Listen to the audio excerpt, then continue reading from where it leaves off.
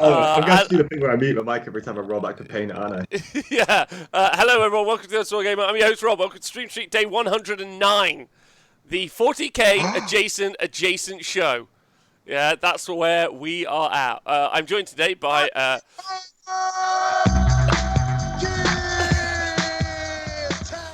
Thanks, Val, for demonetizing our video.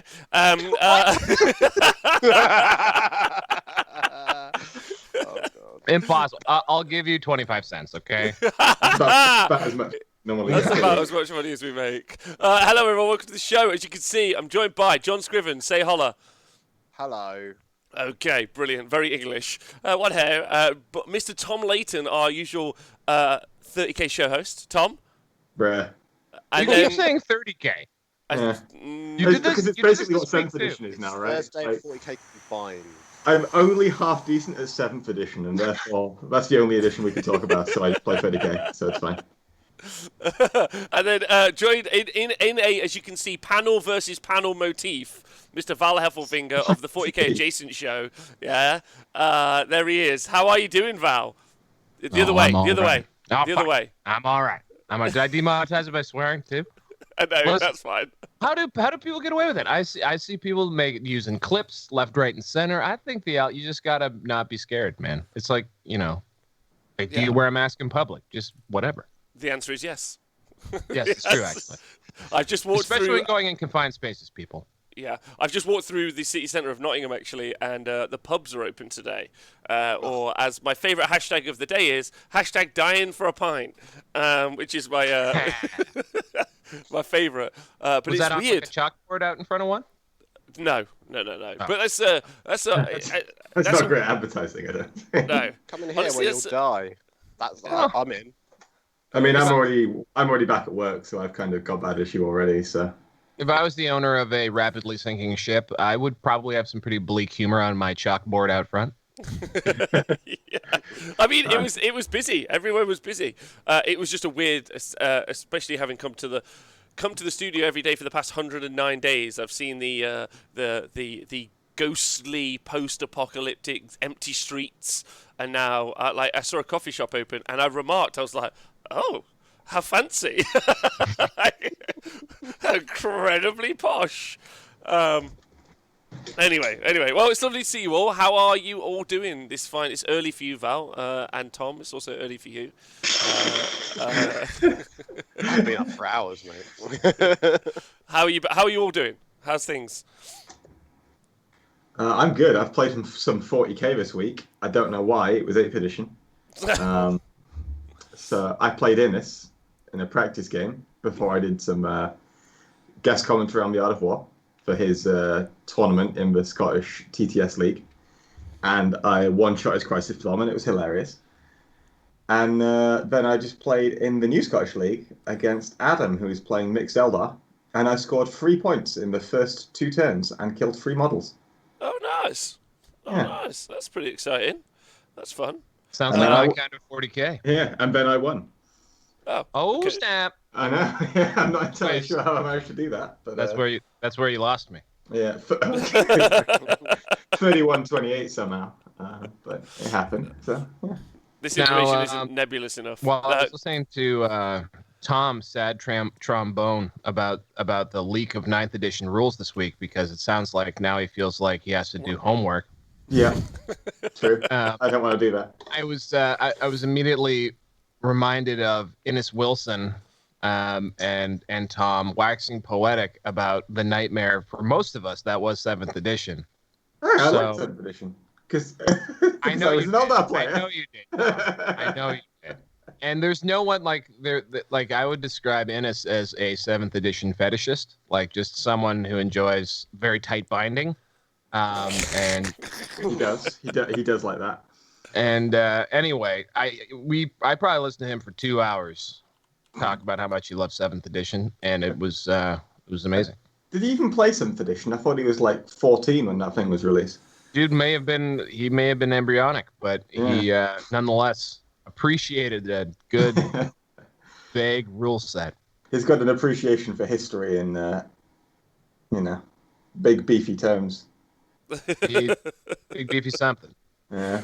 Well, everyone, if you are joining us today, thanks for joining us live. Patrons, of course, couldn't do it without you. Podcasters, stay hydrated. The purpose of today's show is there is a reveal show by Games Workshop later. And so in traditional Honest Wargamer style, we're going to hang out here and do some constructive review.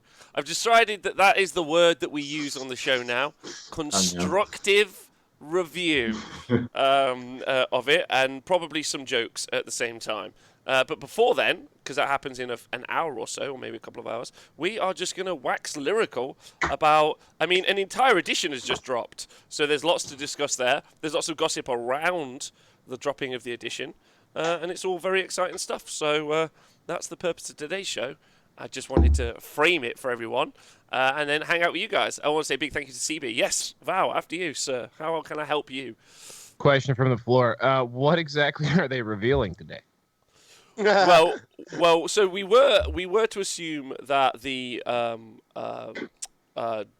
fortifications were what they were going to reveal, but there is a undisclosed Primaris chaplain on a bike. Yeah, I think that Is was that on right? the leaks. I think. Yeah.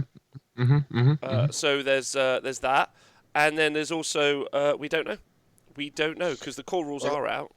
I watched a video of a guy on YouTube. Was it wearing Man Who yellow Reads armor, Book? And he said that there might be a Primarch revealed.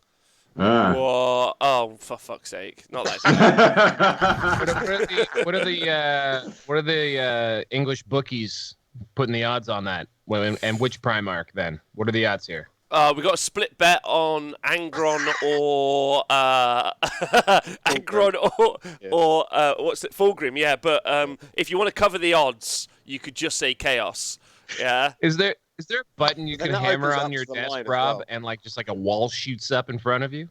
Like Oh, what with all the? I should have set that up. That's way cooler. In the future. We should totally start a gambling section of the Honest Wargamer just for placing bets on things. Yeah, the most I The can give you secret is a is bit of these. we don't get. That's the closest I can give you. Primaris Stompers, 500 points. That could be the thing that we see released. I don't think we'll see that because you can't upgrade the current Stompers. They're already perfect. I don't see there being a Primarch because my thoughts is they've released, internally, they've released, an entire new range. Like, it's not just some Necrons are coming out. They've re-envisioned the entire thing, Necron range. And the Silent King. Maybe we'll see the Silent King. Have we actually seen the Silent King model? We've seen some That's a very good blurry point. pictures. Right? Just that Yeah. at a distance group shot thing. exactly. Yeah, John Scribo's got it. Is this just 40k or are they including some 30k in this one again, like they did in the first reveal? So say that They're again. also. Oh. So Go I on. don't think it's. I think it's all specifically 40k, and they're doing a whole thing where they go, "Here's this unit against this unit, and we're going to hit them against each other using the rules." Well, they did that with the Warhammer community page and got all the rules wrong, right?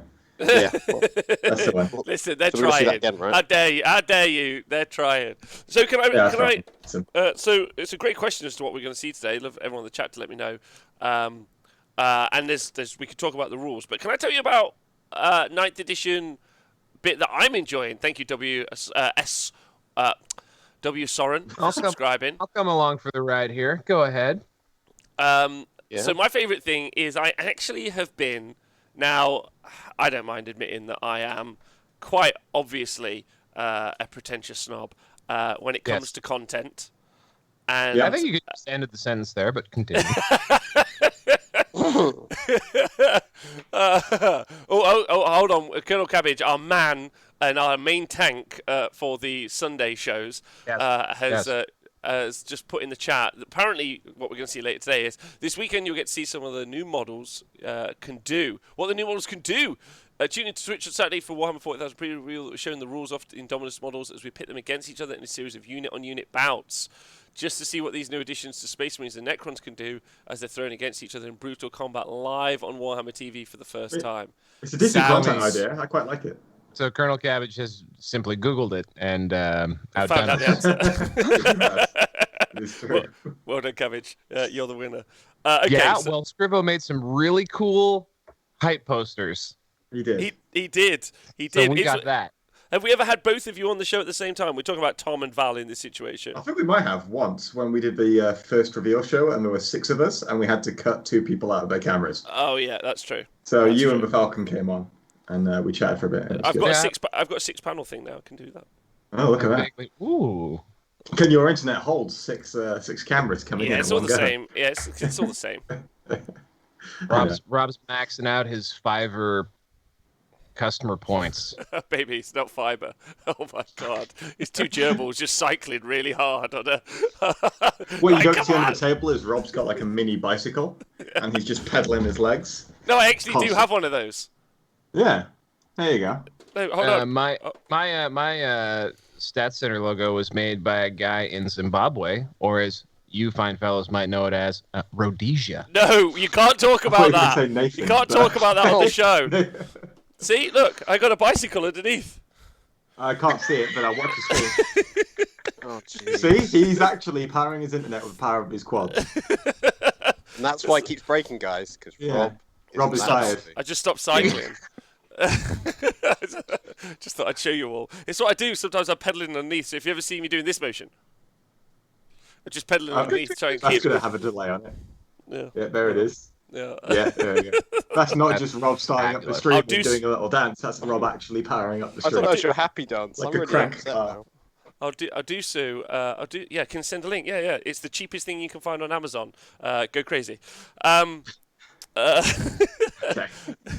A lol pedal away, and the stream stopped.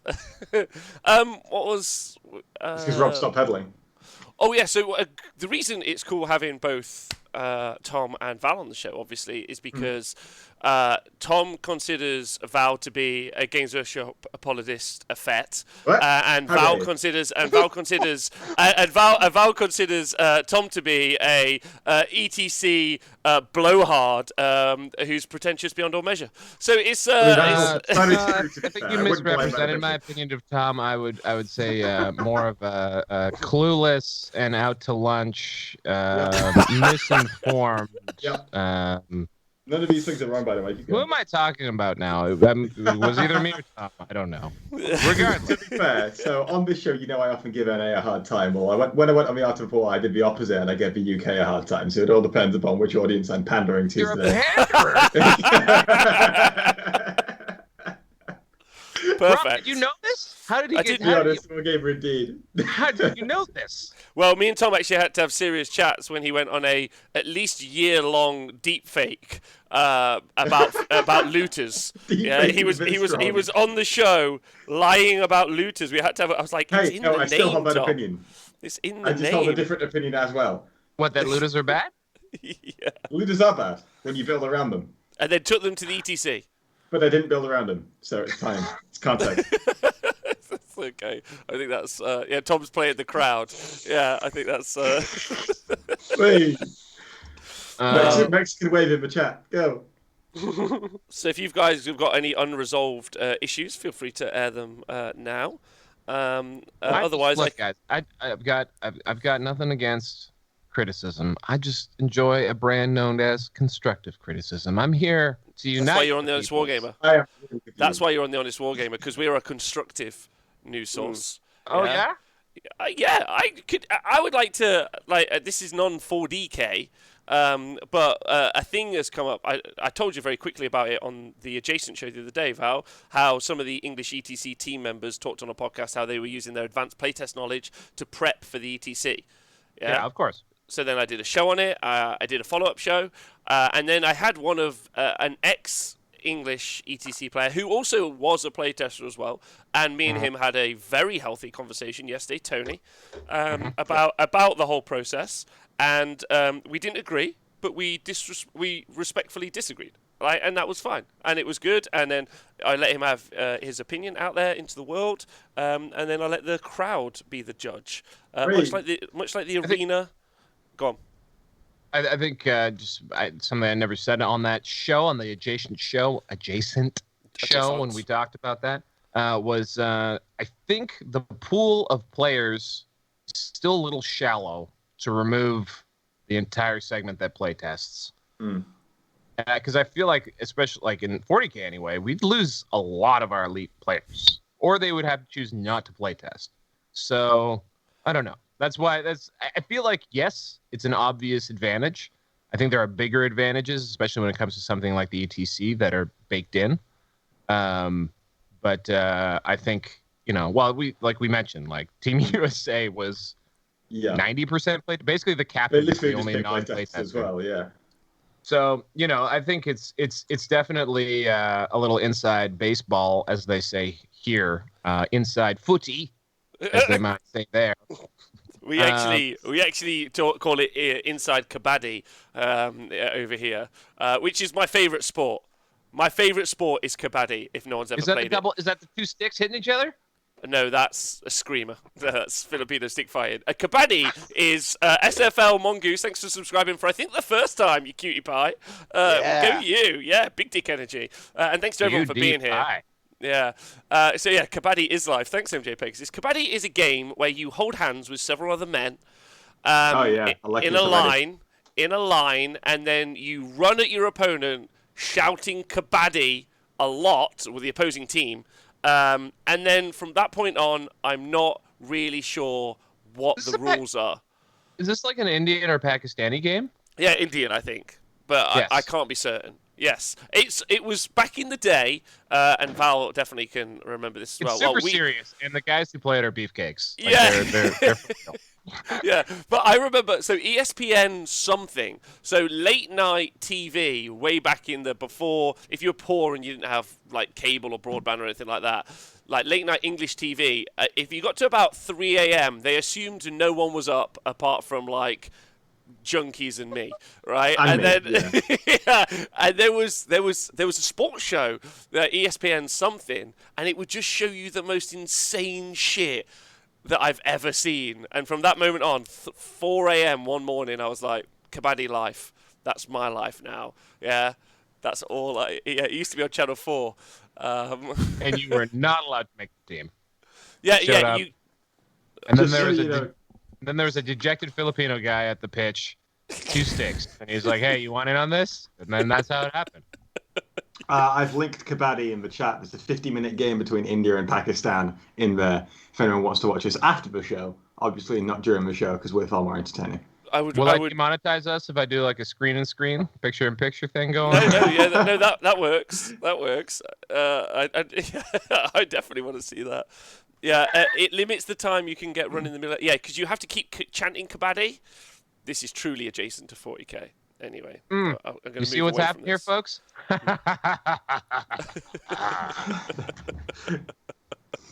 It really works.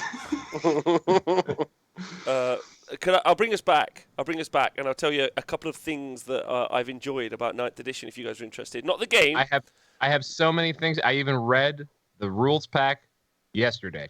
Last night, sat down, read some stuff, so I am ready for you. Well, let's talk about the rules in a minute, but. The thing that I've enjoyed is I have been watching content from other content producers, which has been a fun experience for me. And two that stand out to me, because one is very interesting in a meta conversation, which I know Val will enjoy, and the other is interesting because I think Tom will riff off it, is I was watching Tabletop Titans, and I was watching Midwinter Minis. Both who make excellently produced content. I'm just going to Midwinter Minis, you say? Yeah, Midwinter Minis. But Midwinter Minis, we'll start with there because you've brought it up, Val. The midwife. Go ahead. Look at his most recent video.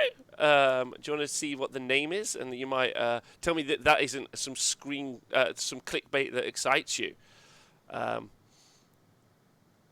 Working on it. Okay. Midwinter Minis. I've googled it and it's done all the exclamation marks. Very good.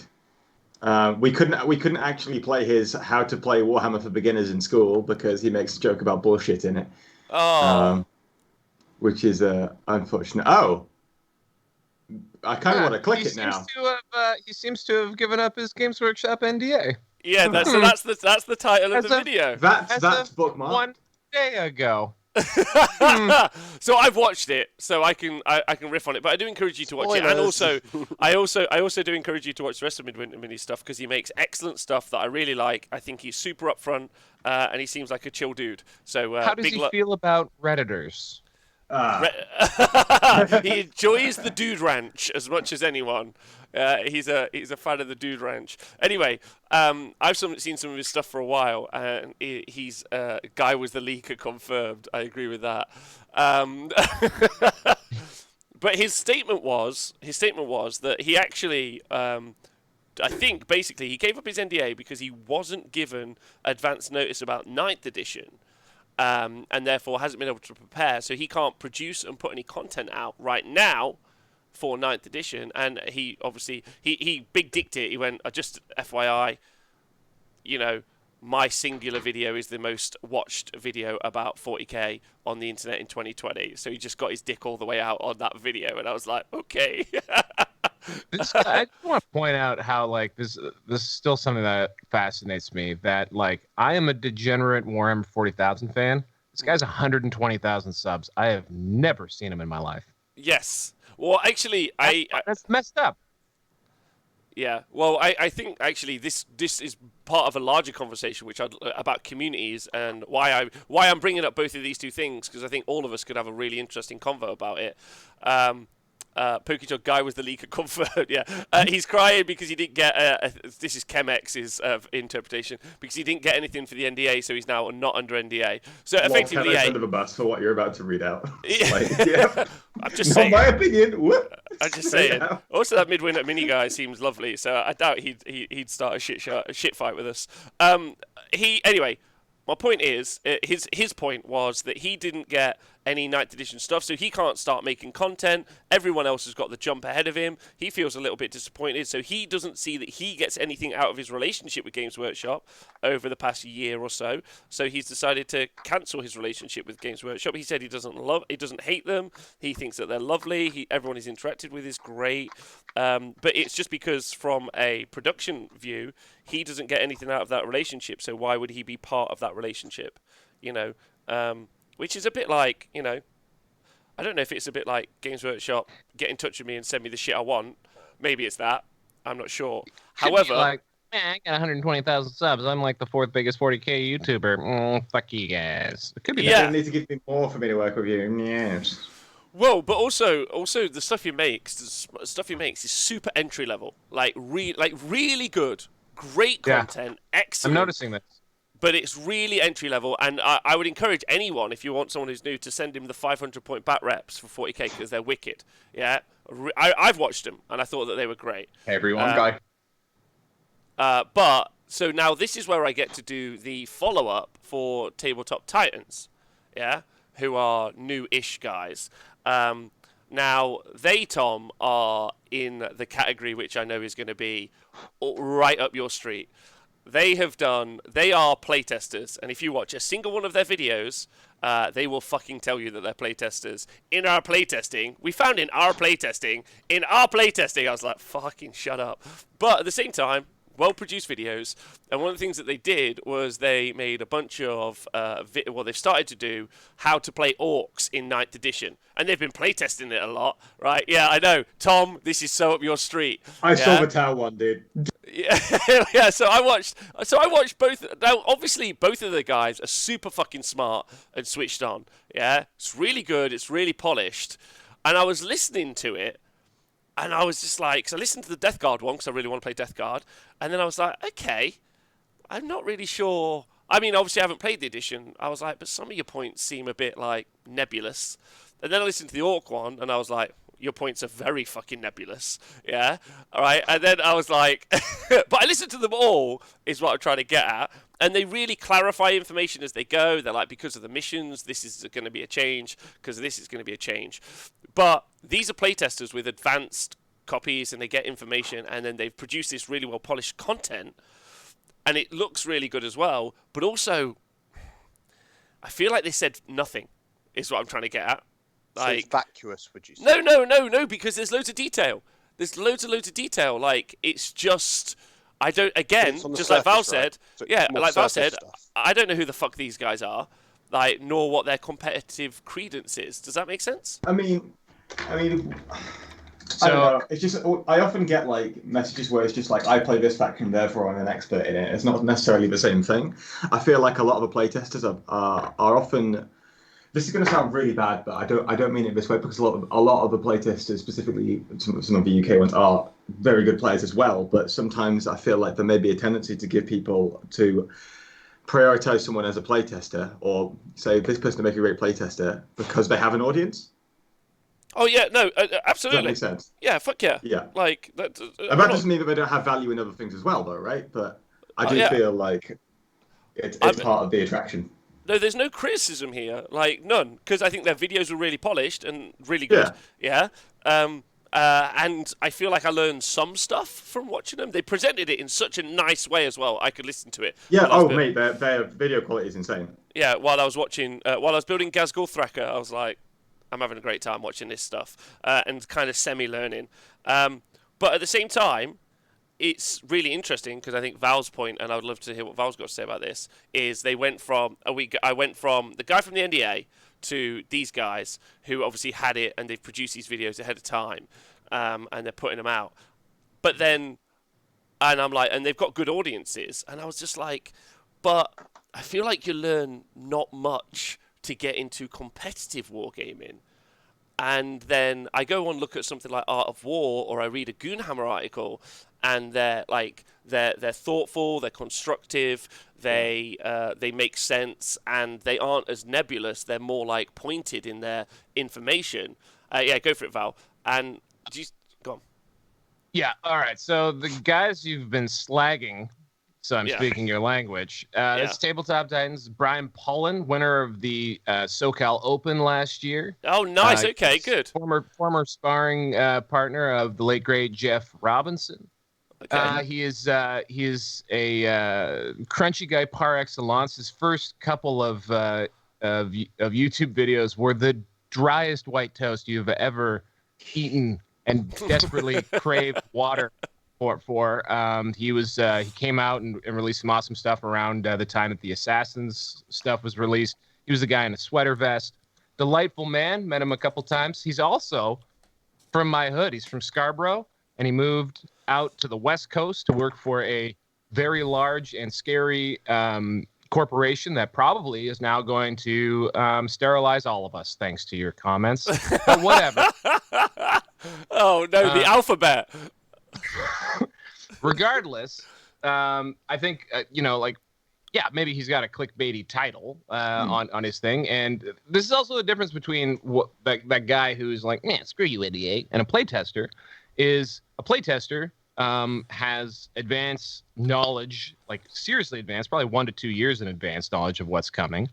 So whatever he's talking about with 9th edition is probably what he vaguely remembers from when he playtested. They also, from what I gather, don't actually know the final state of the rules. Like they give in their feedback. I don't think they ever get the, all right, mates, here's what we're going with. I think a lot of the times when rules are released, that's when they find out what made the edit, right? I might be wrong, but that's what it feels like to me. Well, no, I want you to know that I found them honestly very interesting. I think the guy who we're talking about being the Tau player is the guy in the videos who's always on the right, and I loved what he had to say. Like, I did. Like, my point is that I felt like it was, what was interesting about it was I felt that even delivery to a competitive audience was, like, broad.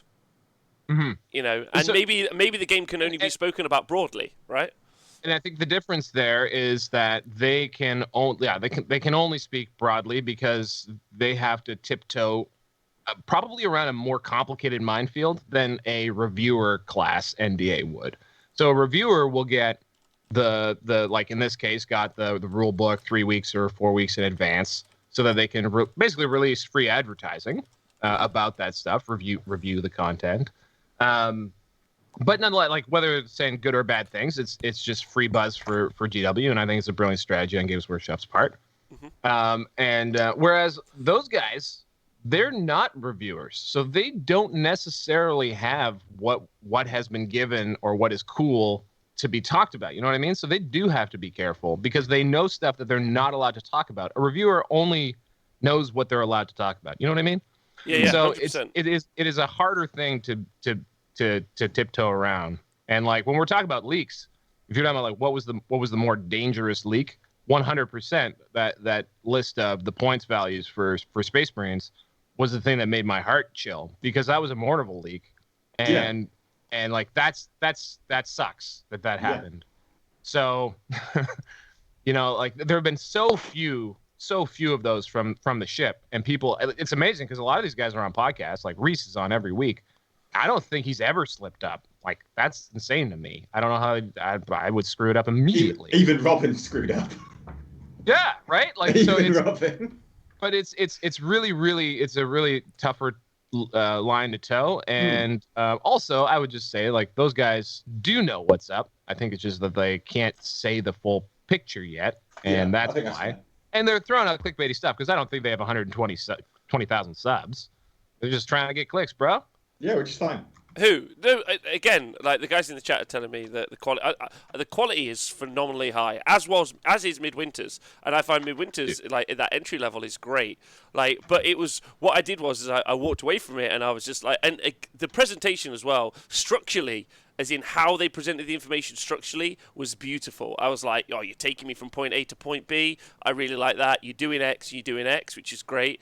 But I now feel a little bit more confident about that information because some of the stuff I was hearing, I was like, well, that sounds odd in some situations. And maybe they're trying to have to justify, especially for orcs. They were like, stand in the midfield. I was like, it's not going to happen, babe. Like, they're going to fucking... And that might just be Brian. That might be Brian showing, like, having his Tau come out a little bit on that one, right? But who knows? I don't know. Yeah. Because there are a lot... I don't know if you guys read this, but there is a lot going on with terrain, and it went cross-eyed immediately. Oh, yeah, I'm really liking the terrain changes, but I think it's going to be funny.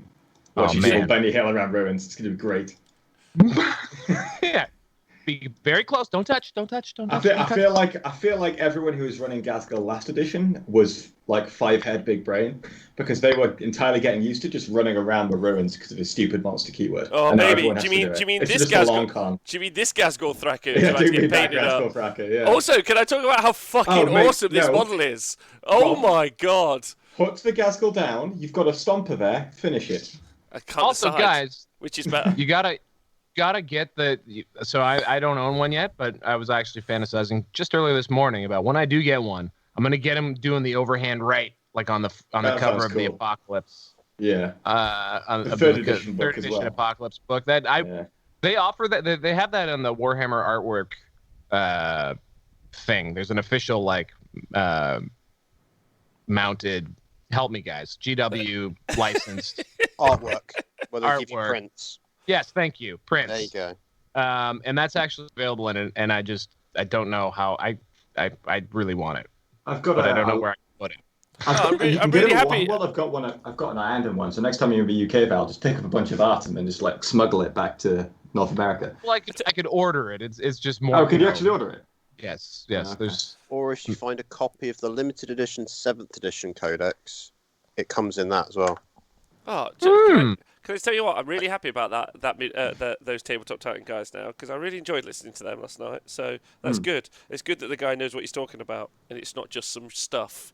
And also he just may not have known exactly what he was talking about there, but like they're not devoid of merit is I think the main point. Yeah. I think it'd be interesting to get him on the show because I watched his talk about Brian's specific talk about custodes with Darren on Canhammer, and I disagreed with quite a lot of what he was saying, but we could have a good discussion about that and realize to get him on. Well, I also think the really fascinating element here, and I think Val touched on it when we talked about Midwinter Minis, is that there's such a wide community of wargamers who don't necessarily interact consistently all the time. Maybe especially in 40k. I feel like that's not necessarily true in Age of Sigmar, and the Age of Sigmar community is much more cohesive. But then maybe that's just my part of the Age of Sigmar community, and that's actually bullshit. I'm not sure. But I also, I think that's genuinely an exciting thing for some of those elements of those communities to get closer together, especially during a new edition, and especially under one game format. I'm into that massively. Yeah, I'm down for that. It's going to be cool playing the same missions as everybody else in the world.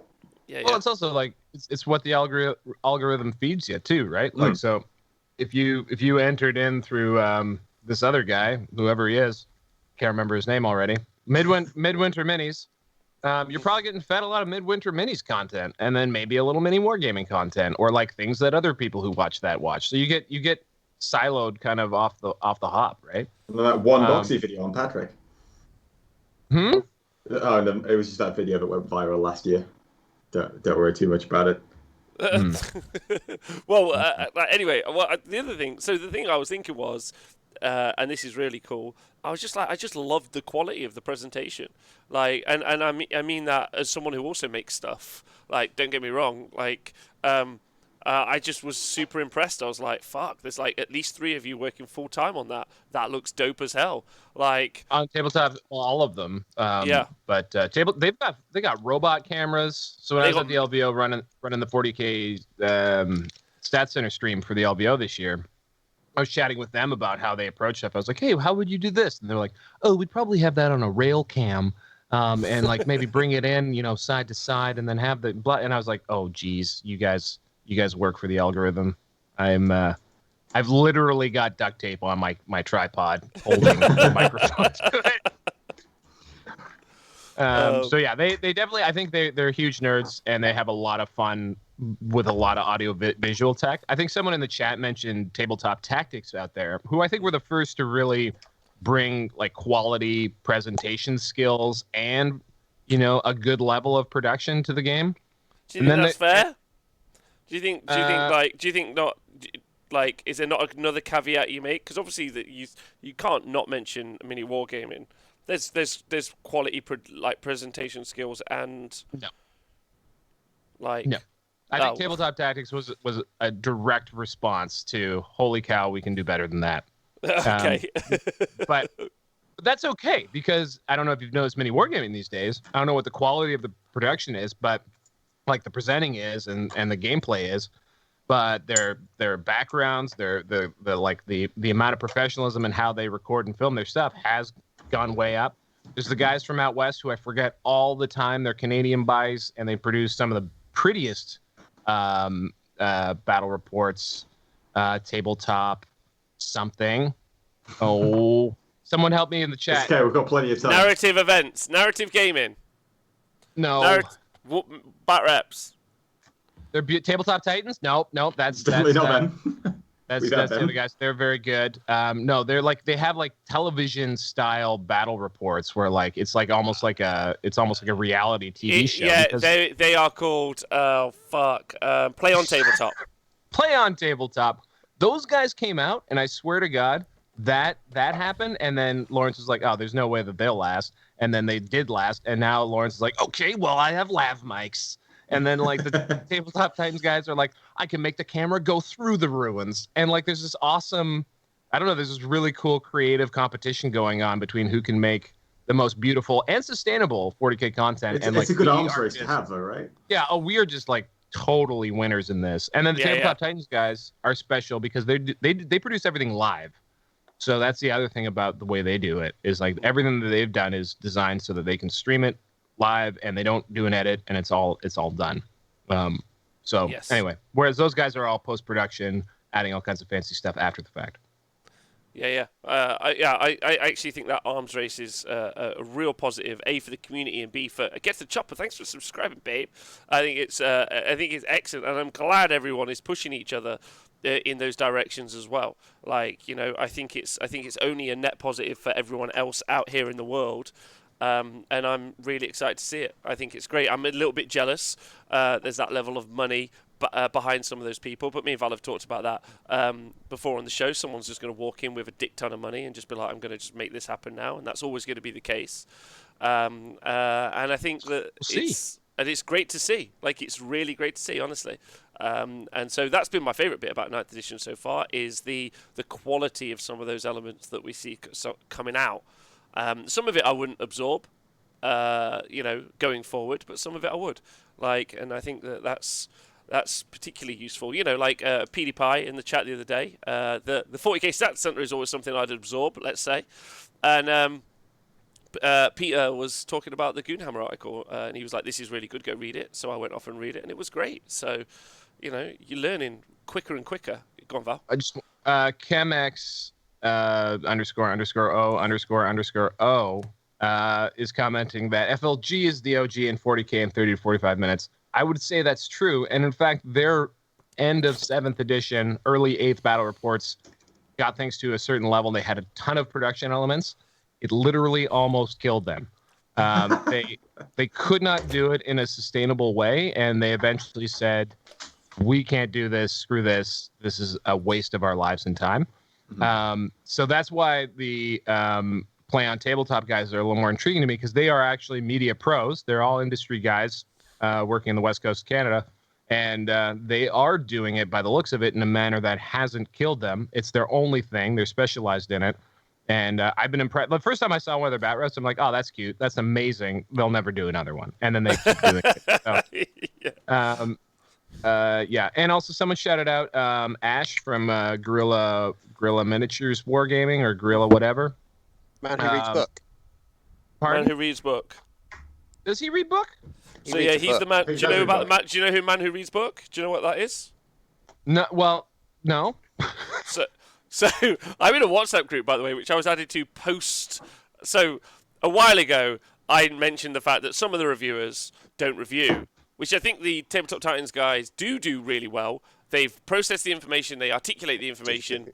I really like that. Do is also great. However, Man Who Reads Book takes book and reads book as a review. Nice. However, if you want to know the points and all the rules of an entire faction ahead of time, people tune in. They're there at like 11:59 UK time, and they're like, 1 minute till Man Who Reads Book, pen and paper at the ready, go. And that's how we get all of our information. It serves a function for sure.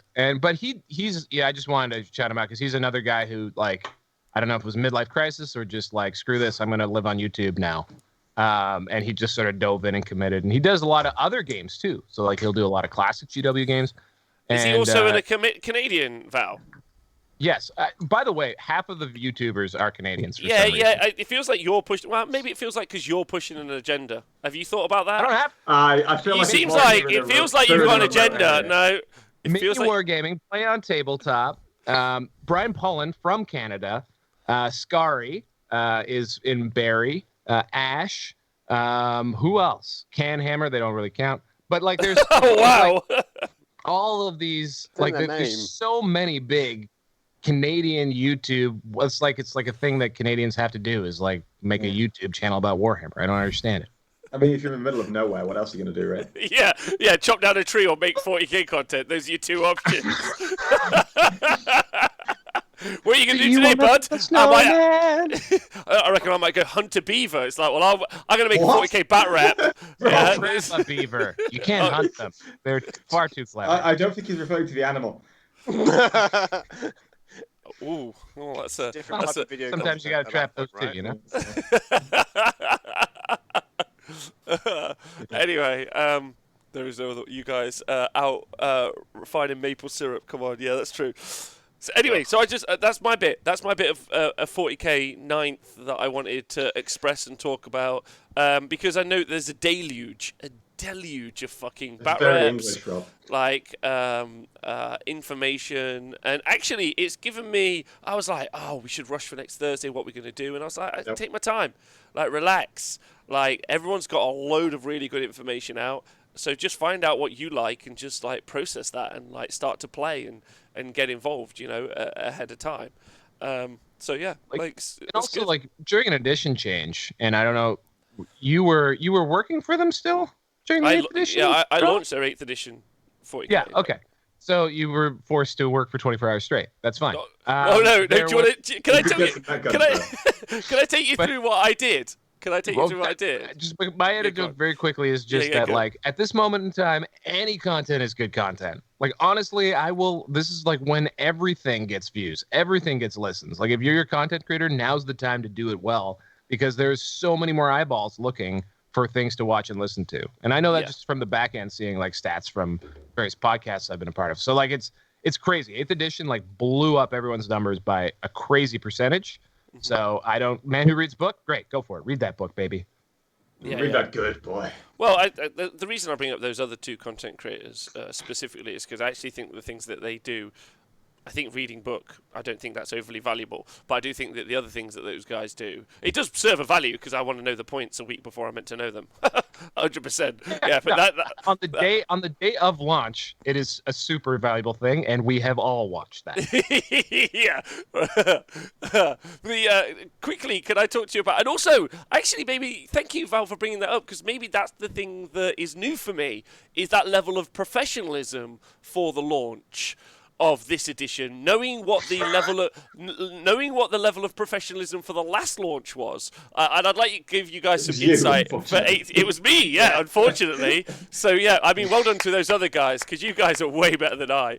It was, hey, we're just going to show the starter box playing against each other, which is what we're seeing today, basically. And I was like, well, that doesn't really enfranchise all of the other factions. So you should do like a new faction every single day playing against another faction. They were like, oh, okay, yeah, that does make more sense. So then we did a bat rep every day live, where two people, sometimes the rules designers, who, by the way, didn't fucking know what they were doing, but that's a side note. They would play against each other. My favourite was, I think, when one of the store managers brought his entirely foot-based Berserker Khorne army against the Marine gun line, and I was like, I love this story. I was like, why have you done this to me? Like, what could I say? But I'll take you guys through my process, because I didn't get it was so last minute. So then they were like, right, yeah, we'll do that next week. So this would be my process. I would wake up in the morning. I would go to the local creperie where they made a cracking omelette. Yeah, because it would be huge crap. Yeah, I would have an omelette and I would have a hot chocolate, and I would sit there with all of the PDFs. And if you walk past, I was just reading all of the rules, and I would learn the 2 indexes for the 2 books. Yeah, off just right there and then, front load the information like I was cramming for an exam, and then I would commentate on that battle report, and then I would leave, and then the next day I'd just do that same process every single fucking day. Where in that loop did you just have a good hard cry? It's like the 13th day. I was like, fuck this. But it was when I turned up. Your mic on in the loop. But I would turn up and I was like, oh my God, that rule is so cool, or this thing is fun, or I can't wait to see that. And someone's like, so yeah, I've brought 30 berserkers. I'm going to walk across the field with no terrain at that Marine gun line. And I was like, okay. This was before Marines were good, and it still was a horrible idea. It's still a terrible. Anyway, sorry about that. I just thought I'd express, because maybe, Val, the thing that you've brought up makes me realise that it's being done so much better now. And kudos to Games Workshop on developing themselves and getting better at that, right?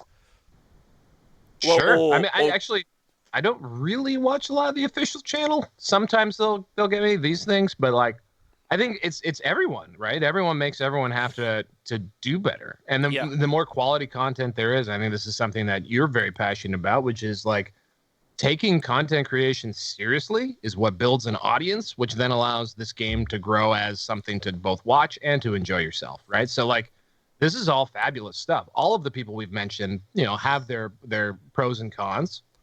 Mm-hmm. Even you, Rob. In fact, more cons than pros. Let's be real. Oh, that's not true. That's not true. I love you so much. Tom, though. And Scrivo has been suspiciously quiet. Yeah, you're not Scrivo just doesn't want to stick his head above the parapet. You're not actually the producer on this one. You're allowed to talk. I don't produce. I normally just press buttons and write shit in the chat normally. Yeah, so push some buttons. Go push some of Val's buttons. Off you go. There you go. But anyway, this chain just won't paint itself. I wish I had Gargle Funk up here. I could show you my Stompa. You know what I mean? Oh yeah. Yeah, I'm getting closer and closer. I'm getting closer and closer with my Stompa. I would. So I'm going to ask you all, and Val, I'd like to start with you. So you've read the rules, and the missions. Have you read the missions as well, or just the rules? Okay, full disclosure, I got to the missions, and I also haven't read the 2020 ITC mission pack. I don't know what it is right now, but I have a mental block around missions. Also, I read it through on Goonhammer. By the way, chat, if you haven't hit Goonhammer up, some of the highest quality analysis and content written by what I assume are just insane, crazy people who have given up on their marriages and other things in their lives to write endless amounts of things for 40K. Anyway. Also an interview with yours truly, if you'd like to read it. Yes. They transcribe things. If you don't have time on your lunch break to, how dare you? It's pardon? I wrote that. Oh, you wrote it? Yeah. They asked me Oh. for an interview, and I wrote. Oh, did you think it was transcribed because it was written so poorly? No, not at all, man. The reason I said that is because the day that they did the sort of the original ninth reveal, and then they did like a follow up chat about some of the more core mechanics in a live stream during the week. Someone sat down and wrote all of it, and I wrote them. I was like, it was like 5 minutes after it ended, and I was like, hey guys, where's the analysis? I need to know what to think. And then they wrote back, well, we haven't finished it yet, but here's a word for word transcription of the Twitch video. Yeah, And that I would was be. like, I think you're an that's in-person. either Chemex, Alendril, or we've got some guys who are like really into that. Like they're like they just put it everywhere, which I big love to those people. Yeah. It's great. I love it. But I can't remember what the question was. I got so sidetracked. Ninth edition. So you didn't read the missions. You haven't read the missions. No, I would. This is my big takeaway from reading the core thing, core rules. Would be when 8th came out, everyone was complaining that we were play testing, right? Like that we why didn't they release a final product? And when like 9th edition was clearly on the horizon, my big wish list was I hope that they take the FAQs and all the stuff from 8th edition that developed over time and like actually like just fix the FAQs so they make sense. And what I think is pretty obvious is that like 9th edition to me is 8th edition 1.0. I think when you read that rule book, you will probably wonder, where did all the FAQs go? The answer is the FAQs went into the rules. And so now you have these like really well laid out. I'm sure there's still problems, but you have really well thought out, detailed, consistent language. They explain terms. They do stuff in this rule book that I think they've only ever done for like Blood Bowl, maybe. Like it's a really, really tight document for Games Workshop's rules writing standards. I am super impressed. And the answer of where did they normalize the FAQs? The answer is yes. They put them into the rule book. So that's why the rule book is also 36 pages, something like that. Yeah, you know, more as than opposed. 8. So like go back if you want a cool treat, go back and read the 8th edition rulebook because it's missing the other 20 plus pages of information that right now you'd have to go like spelunking through a bunch of FAQs to find. Which is fine because like as diehards we all were part of that process, and I think it's really cool that now we have a real polished rule set, and it will continue to be polished. There'll be a 1.1, but I feel like this is an actual like people are saying this isn't a big edition change. I think it actually is.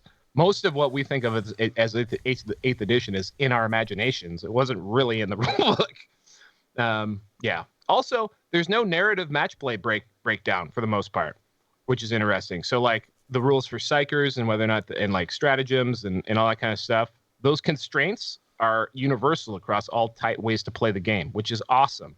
There isn't like a do whatever you want rule set anymore.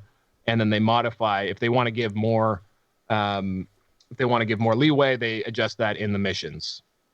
So yeah. Well, I'm getting criticized. One sec. Monsters, vehicles firing in close combat. Editors clearly haven't heard of paragraphs or full stops. I don't know. I barely speak English. It seemed pretty complete to me. I think. Yeah, definitely get on Twitter, Val. We need that. You'd love it, mate. You'd love it here. It's just me, Jim, and Innes just bullying each other. It's great. Hey, I'm there too. I mean, Yeah, but you don't join in the bully circle. No, it's there true. could be more cyberbullying in my life. Oh, Yeah, but it's friendly cyberbullying. Yeah, You'll it's love friends. Friends. Can I just agree? Can I just agree with Guard Daddy that I think the bullet points are really good, and I do think that they, and I'll say this time and time again, I think Val's point is that it's so much better than 8th edition, which I agree with fundamentally. Yep. But could it also be better too? 100%. Yes. Could there be constructive criticism?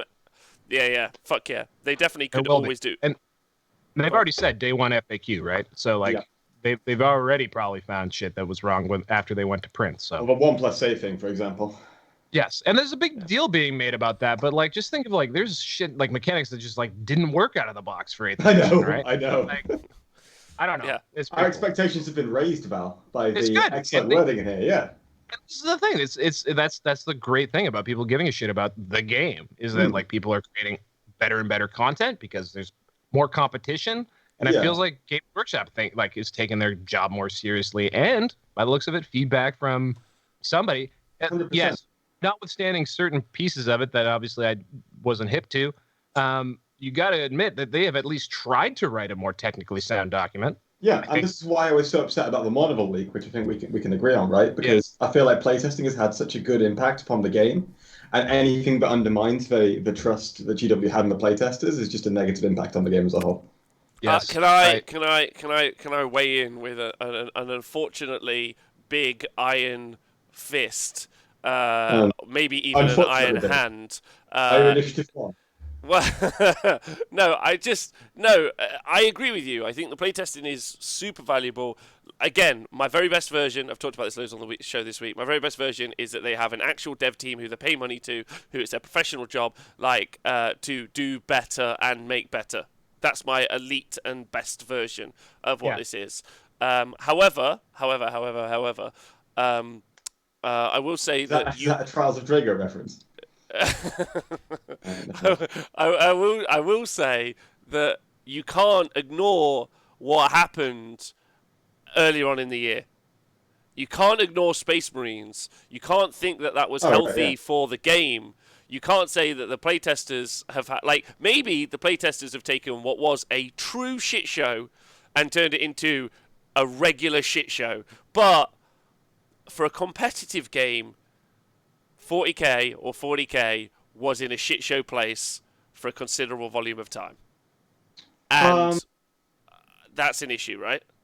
I mean, here's the thing. Just because it's not perfect doesn't mean that I don't believe that they did not have a positive impact upon the game, right? So I know you didn't play in 7th, and I liked 7th, but that was mainly because I played Ynnari, and I played against other Ynnari most of the time because everyone took Ynnari, because Ynnari was actually busted and wouldn't allow your opponent to play the game. At least with Marines, although as busted as it was, and how little counterplay as there was to it, I still felt there were some things you could do, and you could still at least play the game. So even if we just take that one example, there's the one example. In 7th edition, we weren't even getting FAQs. So the distance that we've gone from point A, where we're not getting FAQs, and it's just constant ass with specifically the Gathering Storm series, with the 400 Brimstones all splitting and the Ynnari actual mess, to now, where we got a busted book that has been FAQ'd into oblivion, well, not into oblivion, but slowly FAQ'd as the FAQs come in, is a massive step. And I credit a lot of that due to the playtesting team, the feedback that GW are taking on. Yeah, fair point. Do you got any thoughts? My thoughts are, one, I think if you go back and listen to the launch of Space Marines, heck, I've already mentioned Jeff Robinson. Jeff Robinson, I'd say 6 months before Space Marines came out, and he was really cavalier. I miss him because he was so cavalier with his NDA. But he was like, hey, you guys think this is crazy? Wait until the Imperium stuff comes out. And so the playtesters knew how busted that was. It's a question of what did Games Workshop do with that feedback? And I think, Tom, you were actually pointing out something that I think is maybe what's going on behind the scenes here, which is limited resources. And I think, Rob, you're absolutely right. They need to invest more in the studio. They 100%. need to invest more in the studio, no doubt. They need more professionalization. They need more outside talent. But that's beside the point. What happened, I think, at the end of 7th, as much of a gong show 7th was, it became even more of a gong show, as they just released these books that were insane, stupid, and not fun for anybody, and then just left it adrift at sea. They didn't come back and deal with anything. And I think that's probably because their resources were committed to 8th edition, and their playtesters were committed to 8th edition, although they did crank out a slapdash FAQ for 7th at the end there. And I think with Space Marines in that development cycle and with Psychic Awakening, you saw the same thing. We're going to release this book. This is what the book is. Shut up, guys. We got to work on this other stuff now. Ignore it. And I think that's kind of what happened. That's a good point. I might be wrong. I might be reading too much into it, but the cycle just seems like it's to them it was, they didn't want to sink any resources into 8th edition because it's over. Right. So they put everything they could into their next project. And I think that happens consistently with them. And that's unfortunate. You got to keep supporting it until it's done. Yeah. Like kids. Yeah, sure. And also, you can't just kick them out of the head at 16, out the house at 16 and be like, get on with your life. You got to babysit them at least through to 17, 18. Or 26 in my case. It felt like an excruciatingly long time, but Iron Hands drop in October. Peter is like ringing alarm bells and stuff like before we even got 2 weeks in. Like, hey, Iron Hands just won every tournament this week. Wow. You know, here are the numbers. Let's actually back that up because people were defending Iron Hands. There's nothing wrong, guys. Come on, we gotta let it play out. It's like, no, we let this play out. Literally, no one ever wins again. Excuse me, guys, could you learn to just play better? Like, obviously, you just don't know how to beat it. Just take orcs, man. Just take orcs. Yunari are an OP. Anyway, so that crew was going on about it, and they did like take some like Iron Hands, as bad as they were, could have been so much worse. And then just after LVO, which I think is a great time to make adjustments, coming into Adepticon, they released I think a better fix for Space Marines that did address more of that imbalance. More Psychic Awakening had come out by then, and then COVID-19 happened. I think if the 8th edition post Space Marine FAQ meta was allowed to have existed, because it existed for about 3 weeks, like those are the last episodes of Stat Center, I think you would have had a much better game for this last stretch than you did for that. Basically, it wasn't that long. It was like 4 months of absolute max broken bullshit. I mean, 4 months is a long time. And also, like years. No, yeah, I know, but I don't really take stock in that philosophy. I don't think that you measure how Games Workshop are shitty now versus. Oh, sorry, let's not say shitty. That's not fair. How Games Workshop aren't competent enough in controlling their game state as they were 10 years ago. Yeah, the best version of comparison is how do other game designers deal with their economy and also their environment. That's probably the best word to use. How do they, and then compare them in parallel currently. Because I think, like, I don't get the old Hammer reference. It's just like, well, they used to just put everything in a White Dwarf, so the fact we get it on an iPad means we're living in the future, boys. Can I just raise a point on that? Because I think the reason that I'm entirely bringing up the 7th edition thing is to make the point about how this has improved this. So this is the game before this is the game after this. Not to say, oh, well, it was worse before, so therefore it's okay that it's crap now. I just think that we're talking about the impact that one specific thing has. What you attribute that change to is, we can then have a discussion about that, but I definitely think the playtesting team has had a massive impact upon that. Yes. Also, we've just heard that the Silent King images is up, so we can go find that in a moment. Is it in my emails? Not yet. Not yet. But my favorite... Games Workshop newsletter. Here we go. Charles the Dead Lizard, I would say that was true some time ago, but I think they've realized a good rule set is good for everybody, not just competitive players. Yep. And competitive players help you make a good rule set. I think that fundamental, like how responsive they are to that is obviously we can debate it, but other things here too. Iron Hands released in October. You're then in November's crunch. Everyone then's on vacation for, I don't know, you guys get what, 8 weeks of vacation at Christmas, and then there's No, it's just and then you're into the new year right before LVO, so they probably can't tip that apple cart. Anyway, I just think that like the timing of it felt really extreme at the time because we live minute by minute. Most people didn't even know probably about the first fact, let alone the second one. So I don't know. I think you're right. We shouldn't apologize for shitty things when we all love this and are so passionate about it.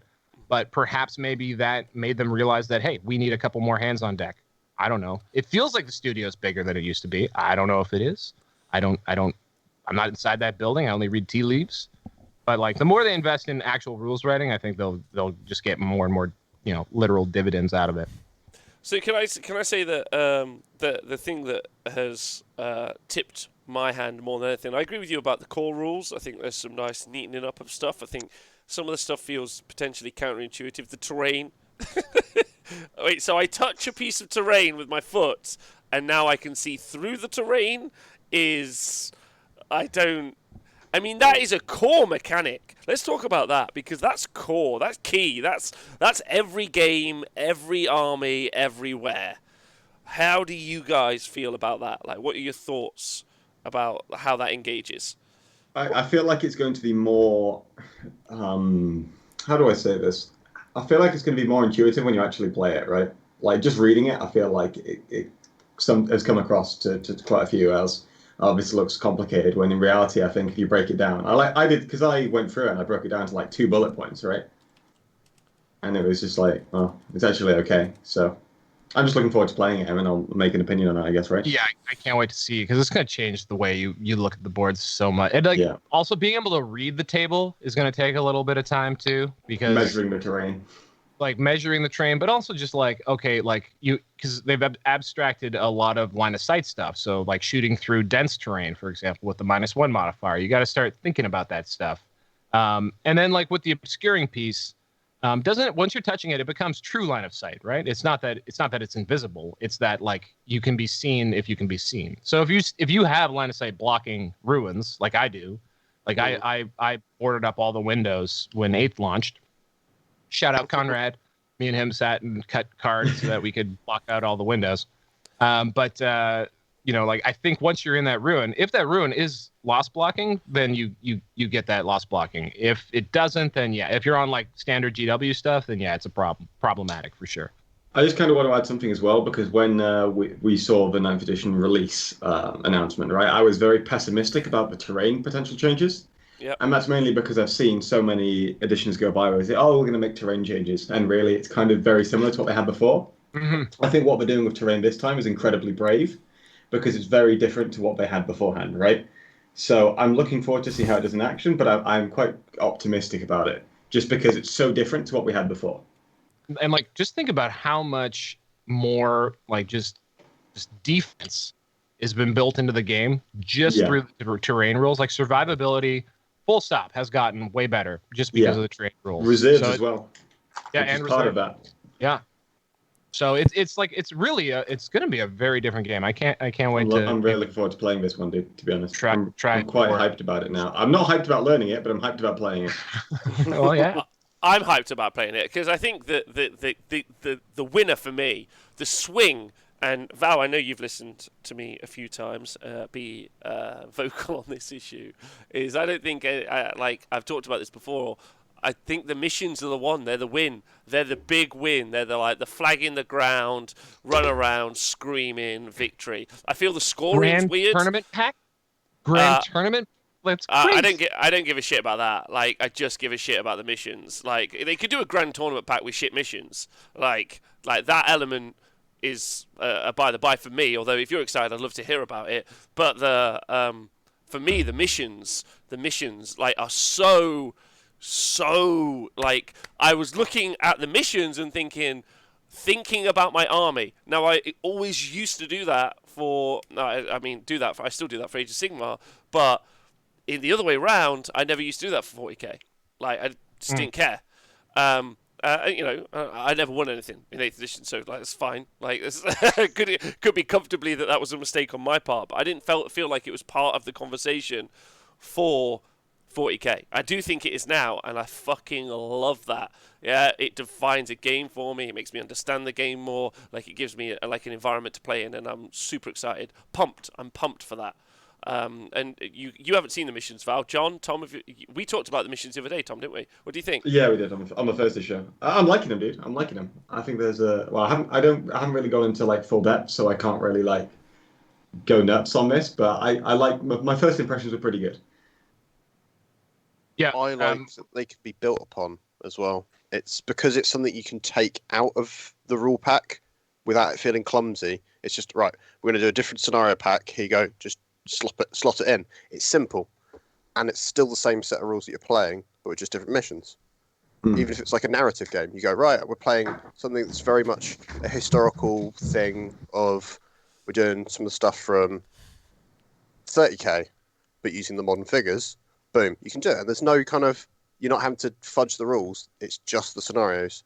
And it's still the same match play stuff. And that was the thing in 8th edition that a lot of people would go, well, we're playing open play, or we're not match play, so we're just going to play it this way. No, it's the same rules now. It's the same game no matter what. And that is fantastic. Unless you want to play Crusade, but that sounds cool too, so I kind of want to play that. But you'd still use all the match play stuff then. Do you? I thought they had their own specific missions. Yeah, they're missions, but the rest of the rules stay the same. Yeah, for the most part, yeah. Which is just none of this, which version of the game are we playing? It's just, it's and refreshing. Also, none of this like making the like narrative game rules garbage. Like having no constraints makes games terrible. Yes.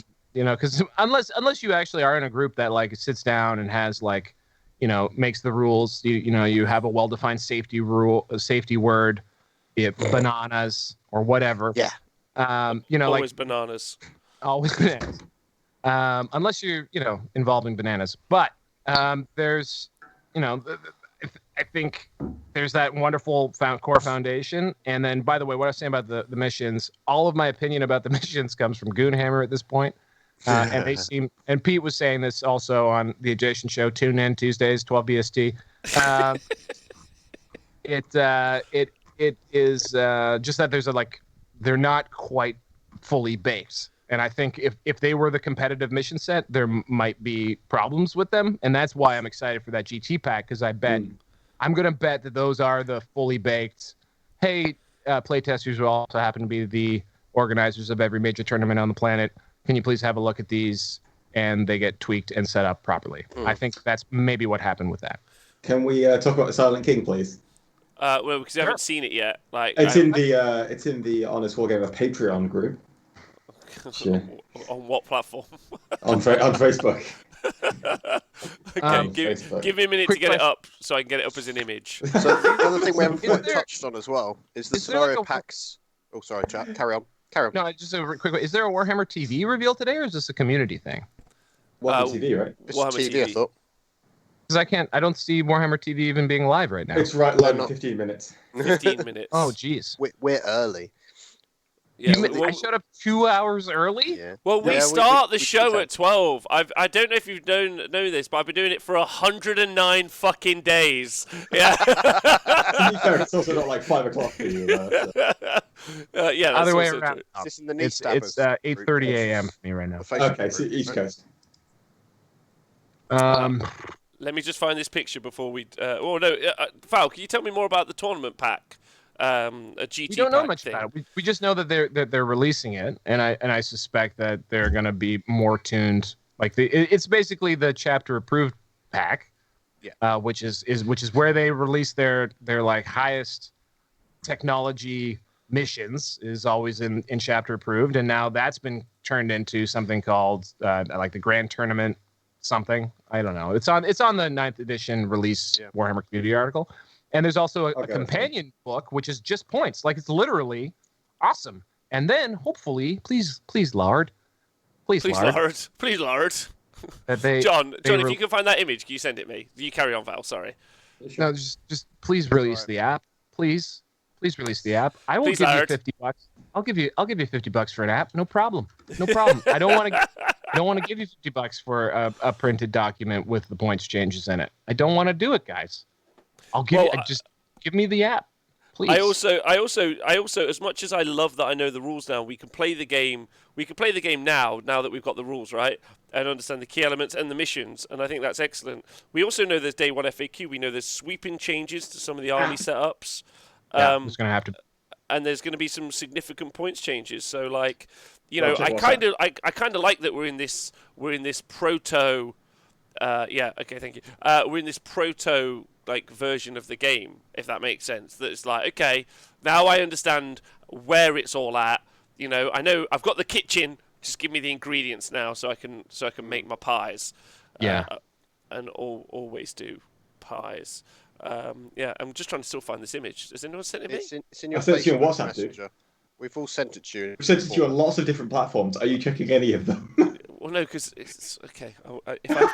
If I have explained to you that I'm on a PC and WhatsApp goes to a phone, and then I'm sending to you via WhatsApp on my PC, bro. Okay. What are you doing? I'll send it to your email. No, it's fine. I'm on it. You guys keep talking while I do the work. I'll attach it to a Kestrel for you, Rob. Thank you. Appreciate that. So Chemtrails is telling us that the app is apparently dropping on the day that they announce pre-orders, which is on the 11th of July. Oh, yes, baby. That's next week. Yes. What will this entail? Oh, I hope they don't pooch that one.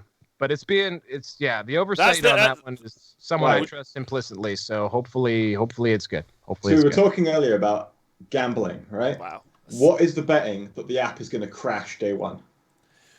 Ooh, well, this is where I think we can all have a very interesting conversation because, because I was wondering, do you guys think that it like it lives or dies on the app. That's really Oh, just all start using What do you that mean? stuff. what. What do you mean? Well, do you think that the app is so integral and important to what is coming out that we that it's what am I trying to say? I get it. Okay. I would say that the app, if 40K wants, like, if 40K were to go supernova, so if you had the same growth in the game that we had 7th to 8th again from 8th to 9th, you're going to need that app to be good. If they want, if it's just still staying print books and like piecing things together with third-party softwares and apps, then I think the game probably still grows if it's better. But I think a quality app tying all these threads together would just like really make this game much more accessible. 100%. Okay. Also, no, that's wrong. 1 second. You guys now we can see on the screen and still talk. Oh, hi there. Nailed it. There you go. The Silent King model with his 2 Necron piles or pylons. Oh, they are shields, like I thought they'd be. I feel like we've all been baited by that video. So the video where it made the Silent King look really big. Yeah. And in reality, it's just this it's like a Dalek. There's like this little guy, and then he's in this big framework, just making him look large. I like when they do captive at the top there. That's neat. They do this quite a bit. They do this quite a bit now, don't they? They do that. They like dioramas effectively. Yeah. They're happy to create that, and I think that's fun. I like the shields. He's got some shield drones. They look pretty tanky. That's fun. I'm into that. And then yeah, he looks awesome. I always find it quite intimidating though, because you paint the model, that's fine, but then you sub-assemble it, and then you got to paint the kind of the thing around it. It looks cool though. It looks sweet AF. Yeah, I really like it. I look forward to making people take it off. I'm looking forward to lots of people being sat at tables with glue trying to put these shields back on the basis of this snap on Manchester Airport's runway. I don't think that those little, I don't know what they are, like lightning bolts or Tesla bolts at the bottom are going to hold on that top bit particularly strong for overly long. That's why I like that the Space Marine stuff is all just bricks. That's the clue, guys. If you have to fly, Space Marines. You Space Marines, right? Undites, they're pretty good too. It looks cool though, right? What are you guys thinking? I think it's hype. Yeah, I'm into it. I think it's going to be cool to see different paint schemes as well, right? Because it's not got the whole limitation of green clear plastic bits on kind of panels of it and stuff anymore. Mm-hmm. I like what Chemix is saying. I hope you can kill the throne to make him walk and then laugh in orc. Yes. Shoot it with plasma. Yeah. Or he just dies. That was a thing with the douche canoes, though, right? Because they acted like transports. The catacomb command barges. Yeah, it looks awesome. Kill the thing, it looks make awesome. Walk. Great. I'm into it. I'm glad it's is it as imposing as we need? Do we know the narrative, right? Like how important the narrative is for this model. This guy's like Emperor equivalent. Like this, he's crazy powerful. Yeah. But do you think that they've sold that enough? I don't know. That's what I'm trying to get. Not in the model design necessarily. Just in have they banged on about it enough? Because they made it a big deal in Age of Sigmar with Nagash and what happened. Because it's literally just what happened in Age of Sigmar 2, by the way. The Lord of Death is here now, and he's the bad guy. It's like, okay, cool. I'd really like to see some more lore expansion for the Necrons, because obviously the Silent King has personality, right? Yeah. He has a bit more about him. So it'd been really nice to see how they did the Eldar trilogy that Gav Thorpe wrote, and then the Drakari trilogy. But I'd really like to see some more of that, and then build a bit more of that up, because at the minute, obviously, if he's kind of like Emperor level, we don't really get that much compared to, obviously, how much we see the Emperor and stuff with the whole Horus Heresy. You could even do a second series of the war in heaven between the Necrons and the Old Ones. Well, I mean, they are supposed to be having the professionals actually start developing lore for, current timeline 40K. So that's nice. Cool. Yeah. Who are the right now? By the way, like actual writers, because you guys are on the Pleasant for Plastic people a lot here. I would say that if there's one universally panned and just frowny face, we're disappointed in you. It's the psychic awakening lore and how silly and dumb it is. So like having them like basically pivot the Horse Heresy team over to creating the narrative spine of 40K, I think that's kind of really cool. Like, if they were to do a War in Heaven series, like the Horus Heresy series, because it is kind of like a similar level of galactic event, right? In terms of how impactful it was, I would be all over that. I would be all over it. Well, what I'm saying is they're going to now. A different route, yeah. I know, Like, but I know, but I just want to see the other thing. The books they've done to go with this new launch box, Indomitus, is set at the beginning of the Indomitus Crusade, which is weird, just after Dark Imperium, which is 100 years ago. Yeah. More than, yeah. So they're starting to, but they are a little bit behind. Even Psychic Awakening, isn't this sort of the beginning of the Indomitus? That's now. It's after Indomitus? I think. That's what was confusing. No, the Indomitus stuff is behind schedule, which is really weird. So they're releasing current timeline with past timeline book. And I think like that's odd. And I too am very excited but I'm excited for the expanding and expansive narrative that's available. Yep. But unfortunately, if Psychic Awakening is anything to go by, then because they're different components, right? You've got Black Library, who have authors, editors, they go through a whole process, there's a whole thing occurring there. Then you have the background writers, and they have to churn stuff out as quickly as the rules guys and those codexes allow. And the codexes recently, and also the Psychic Awakening, I would say are pretty poor when it comes to the story. Yes. But that's what I'm saying. I thought they talked about how they were taking, now that Horus Heresy's wrapped up and they've gotten the War on Terra probably finished by now. Mm-hmm. They were taking that team of Black Library authors, and the new sort of narrative arc they're going to work on is something in the current era of 40K. Yes, that which is the Indomitus Crusade. That's their big pitch. That's cool. They're like, get involved in this. Yes. So I think that will hopefully provide a better narrative framework than we've been sorely needing. It's basically the point I'm trying to make. Because you're right. Because 3.5 years they released 2 Dark Imperium books. There's still the third one to come out of that trilogy, which shows that they're kind of a bit behind, right? Could I also say that I feel that they could just do better with the Codex narrative as well?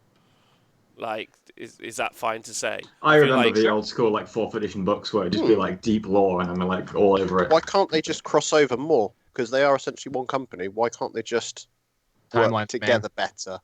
That would make more sense. I know, but I'm thinking in like best case scenario, right?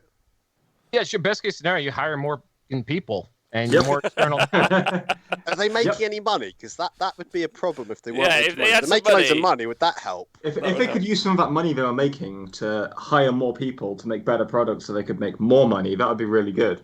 I mean, they're making a lot of money. They're making a lot of money, bro. Yeah. Well, it's this thing where it's like, I think the mindset was, we're already making money. And I think they're starting to get the concept of, we could make so much more money. We already have the money. Why would we need more? I actually think that this is. I'm going to say this again. Actually, I think that they have no confidence in themselves. This is. I think that they're the ultimate and I think that this has been. I don't think that's necessarily true today, today. But I'm not certain, right? Like Steve Jobs was not shy. Yeah, he'd just walk out. Yeah, he'd eaten a ton of fruit. He'd walk out on stage. Yeah, and then he'd be like, "Check this out. This is the same as the phone from before, only I'm gonna make you buy it." And people are like, "Oh my god, you're a genius." It's like Internet Explorer having the audacity to ask you if he wants to be your main browser. Yeah, that's what I want Games Workshop to have. I want Games Workshop to have the confidence that Internet Explorer has to ask to be your main browser. And I don't think they have that. I think they're just more... They're like Linux, right? They're like, hey, we're here. And it's like, yeah. Maybe you'd like to buy our product? I'd say Games Workshop is more like Windows before Apple decided to take a big old slice of that market share. I think that's more Steve B guy from Microsoft just come on red-faced screaming, trying to emulate it just badly. Yeah. There's but what I mean there is like when you have unassailed market position, it breeds complacency. And I think what has sparked this is that for many years they were bleeding market share. Like so there were all kinds of other companies sprouting up and just taking their lunch. Press being a great example, Mantic as well, people like yeah. this. Yeah. Like former employees coming out and doing what they can do better with like literally no budget. So I think that maybe helped spring them into action, or just like a natural changeover in leadership. All of that helped. But the more that they sort of this thing picks up pace, the other thing too that's going to start happening. Someone mentioned in chat that they sold their GW shares. Way better time to sell them than I did. Turns out COVID-19 does not impact the stock market for some reason, and I'm an advisor. Anyway, the thing too that's going to start happening is because Games Workshop is a legitimate investment now, like seriously legit, like one of the best performing not just UK stocks but European stocks, period, in the last 4 years. What happens now is you got big time investors. So you'll have both fund companies. The fact that they're added now to various stock indices means that a lot of people now hold Games Workshop in their portfolios, a very little piece of it, but they don't know that, but they hold them. So now there's going to be a lot more eyeballs on that company, pushing them to say, okay, so you doubled revenue last year. What are you going to do to double it this year? And that kind of pressure probably didn't exist for them ever when essentially the stock was, a retirement fund for their board of directors. Now it's held widely, and so you're going to get a lot of outside pressure to keep doing more, keep improving those profits. If people thought that GW was profit hungry before, you don't know. Don't talk to me about capitalism, Val. I don't want to hear about it. Like, I get it. I understand, but just not today. Go on. Well, no, the thing is, I think in GW's very specific case, that kind of profit motive pressure will actually result in better stuff for consumers. No, not true. Yeah. Don't you talk to me about free market capitalism. You hope, just like you hope the rich people spend enough money that it trickles down to the rest of us, but that is not how that works. Bro, that is not all what I'm talking about. What I'm talking about is before the shareholders, the people who GW was working for, were old people who used to own the company. That's who they were working for, okay? Now they're working for people who bought it because they think it's a good investment.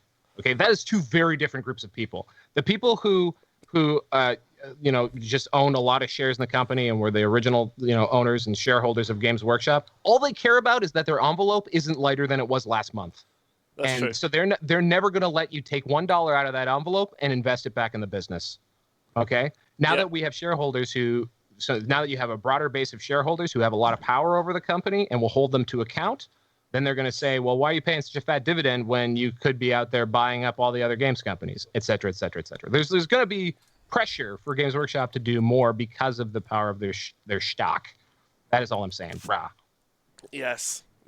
Well, hopefully for the good. It basically will bring them into the real world rather than it just being like something we really love that someone else is just wasting and sitting on. But the real world's sucky. It isn't. It isn't. We're talking about a luxury, friggin' pastime here.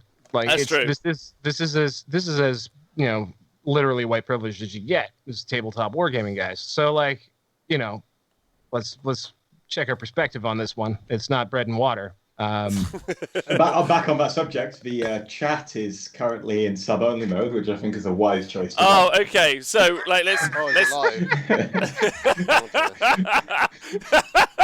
Yes, let's get onto it. So, Games Workshop now doing their stream. Yeah, is that what they're live and proud? I think is the correct term. Is that right? Doing the business. Yeah, Adam and Eddie are having a chat. I'm gonna see if my internet can handle. Adam liked my tweet a couple of weeks ago, and I'm still very proud. Adam who? Troke. Oh, he likes anything I post about Dark Angels in reply to him because we're brothers. I called the old Dark Elf artwork from 2010 superb. Oh, okay. Yeah. Glorious. I'm no longer a sub because I was banned from the show. Oh, they've got a new overlay though. That looks funky. That looks a little bit nicer. Can we talk about that? That looks good. Can we stream Yeah, on it does look stream? nice. Yeah, we're not allowed. No, we can't. No. Well, you are allowed to, ish. I'm scared of lawyers. Okay. Yeah. They are very scary. Well, a stream who I watched the other day, a 40k streamer, just had the stream on in the background at the same time, which I thought was interesting. Look at all these Southerners down here. I've got Oxford, Banbury, and Hereford all represented in the chat very quickly, and no one above Nottingham. Okay, so what do we all think, everyone? Because I don't just want to. I'd like to try and keep it like a conversation while also, because currently the live stream there's just two blokes talking, and we can do that. Man who reads teleprompter. So to me, you touched on the psychic awakening lore being really kind of shallow and kind of lacking any kind of. I'll have you know depth. that Ragnar dies at least twice in the new Yeah, he lore. dies and then comes back. There was one little nugget in Pariah that has got kind of the internet a bit excited, right? Was there? There's a little paragraph suggesting that something beginning with S, Q, and U has been found by some AdMech dudes. What begins with Q? Who's got their Squats. sound on? Squat. Who's got their sound on? That's Oh me. wait, did they mention Sorry. squats in a book? They've mentioned squats in the book. Oh my god! And I mean, we do have a acknowledging that squat. they're supposed to be missing, but they're not missing, and it's like, oh god. I feel like squats have the same kind of value as Half-Life 3. If it was ever to No. actually, you know what I think mean? if you- I don't I think think if there's you actually put- that much hype. I think if you put them out, you would have any money I had. Just amazing. And Just then you'd straight- never play with them and sell them on eBay a couple of months later. No. How would they approach them though? But this is what I'm saying. Like, can you imagine if whoever like did mushrooms and came up with the Caradron Overlords did the same creative process and like looked at squats again, how cool they might be? I think there's like so much opportunity there for them to just be like a wicked pirate race or something like that. I don't know. Yeah, land trains. Also, like, Cooler. do we not also assume there has to be some like? So Blackstone Fortress is really interesting because the Blackstone Fortress is not unique, but it at least adds something, just like Gene Stealer Cults does, to the universe where there's actually for a moment not war. Like Gene Stealer Cults are like some laborers get turned into Gene Stealer, like They these get bitten cultists. by a thing, like it's Yeah, but you're like, something. hold on. Did you just mention laborers? Were you just talking about the fact industry and life occurs other than battlefield? I think That's actually, AdMech is another one of those things, though, right? to a degree. Yeah, I think that's true. They're robot Indiana Jones, right? Looking for relics. But also, do you not Well, think also it could they're be? just building shit.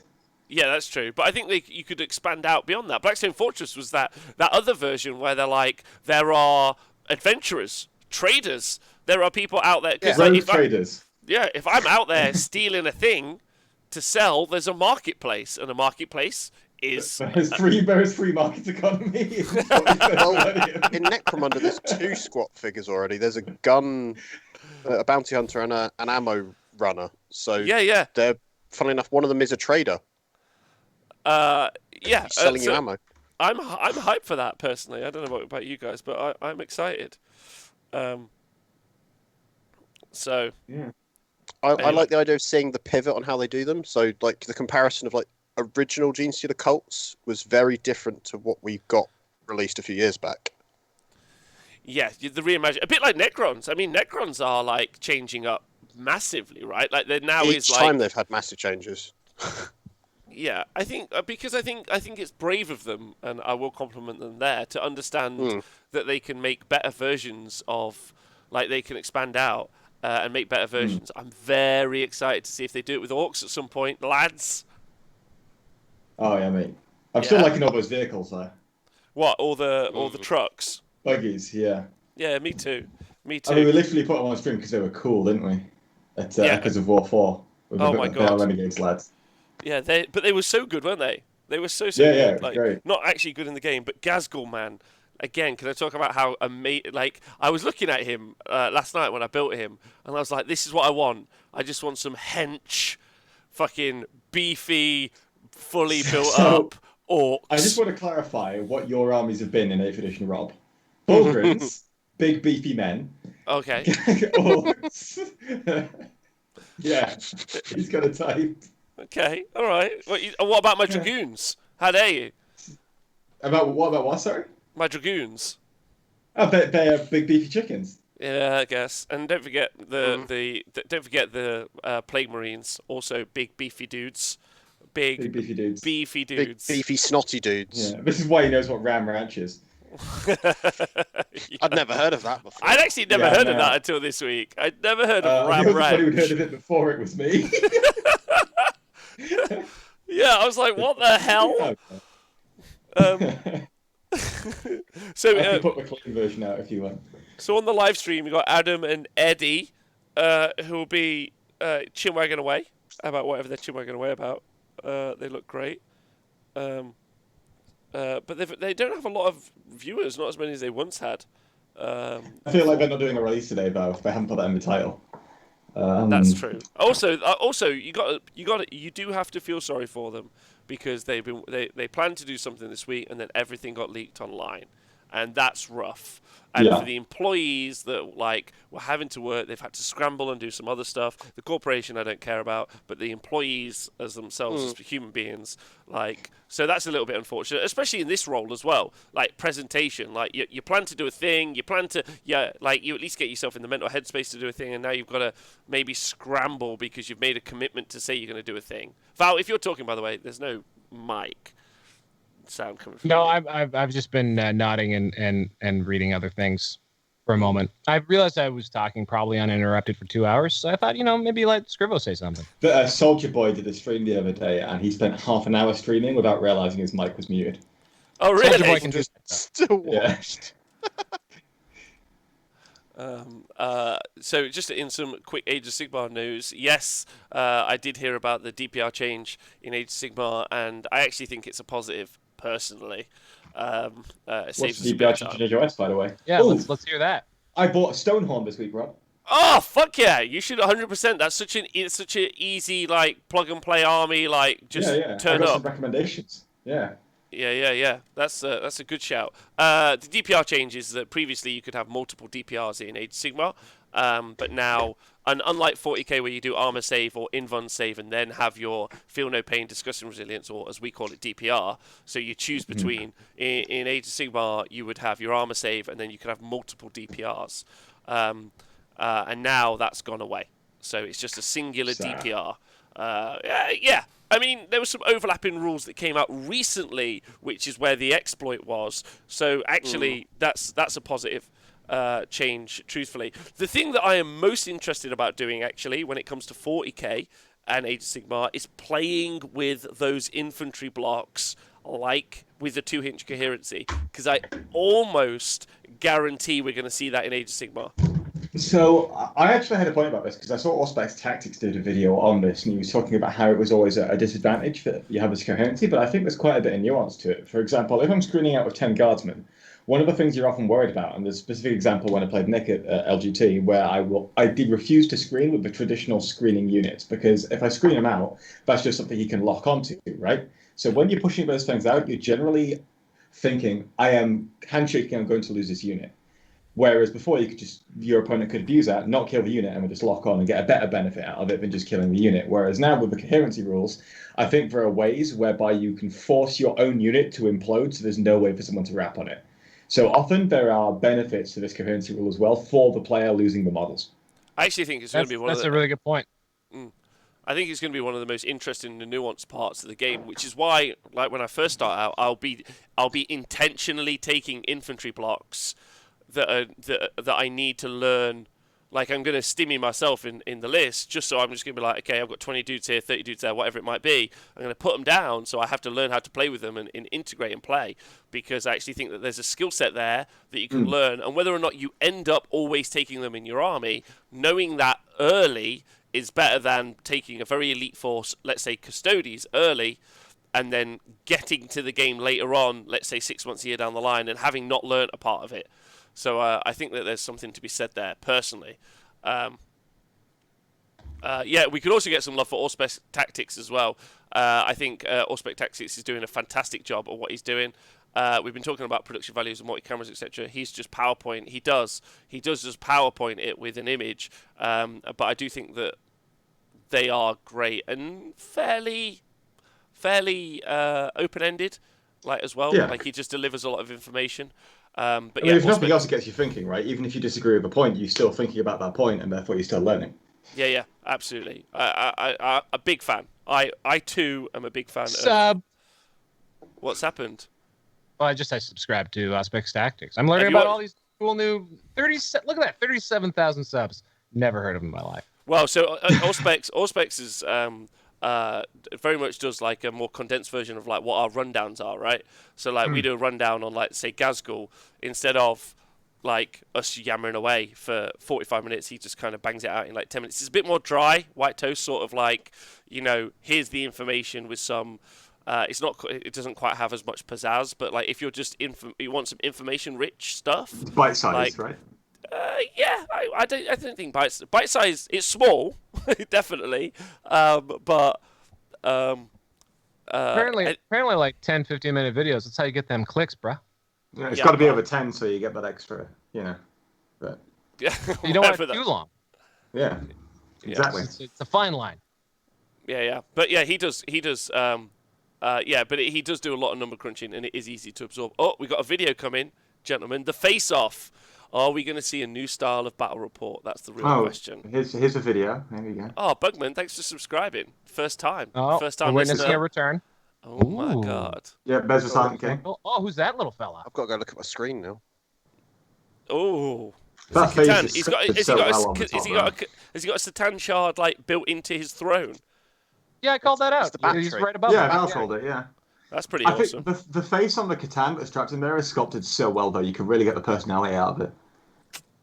He's got two little dudes like attendants. Like He's they're got a name. He's not just called the Silent King. Zarek. Zarek, the Silent King. Get Yeah, okay. direct. Oh, no. Well, Scrivo was the first person to say that, so we've coined it. So that is the Scrivo terminology. It's Yeah. like the Lawrence Baker list. It's it's all Scrivos. Every piece of art or meme is TM Scrivo.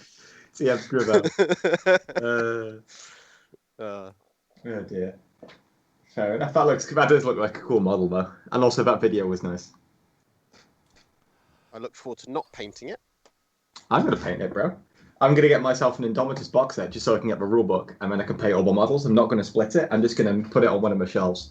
So I've got like a bunch of shelving around my room, and it's going to make up one of the top shelves. So when you walk in, you can see the current starter set because it looks cool. There are going to be beaver dams in Canada made up entirely of core rule books. If all you want is a core rule book, you're going to be able to find them. Probably not. It's so efficient, though. It's so efficient. Like game. So let's say if you're buying for a rule book, the amount of models you're going to get for the rest of the money is going to be like really good value. Oh, I see. That is some late stage capitalism mental math you just did. You gotta spend more. I used to play Gwent. I'm all about that value. Okay. Tom, I never knew you played Gwent. Mate, I play Gwent in the closed beta, dude. Oh my God. We can talk more about this later. I love monster decks. Never mind. We'll talk about that another day. Hey, I was a monster player too. Yeah, they're the best. Let's eat some spiders. I like stacking my things and making you just eat it all in one go, and then you get gignied and you're all dead. But the good thing about can we talk about the fact that the rule book that you'll get means that you'll be able to get it free on the digital app. Oh. That's the Apparently story, right? the stream is spoiled on the Warhammer community website. What do you mean? Let's have a look at that. I don't know. Someone just commented in the chat. But Warhammer the face off has been. Oh no, it hasn't. Already? They've just embedded the link to the stream in every page of the Warhammer community website again to bump up the numbers. Yeah, but they haven't. They haven't accidentally done. And put all of their stuff on. No, they haven't. An email sent it to everybody. Yeah. That's an improvement. Can we also talk about how incredibly well Games Workshop improved during Corona?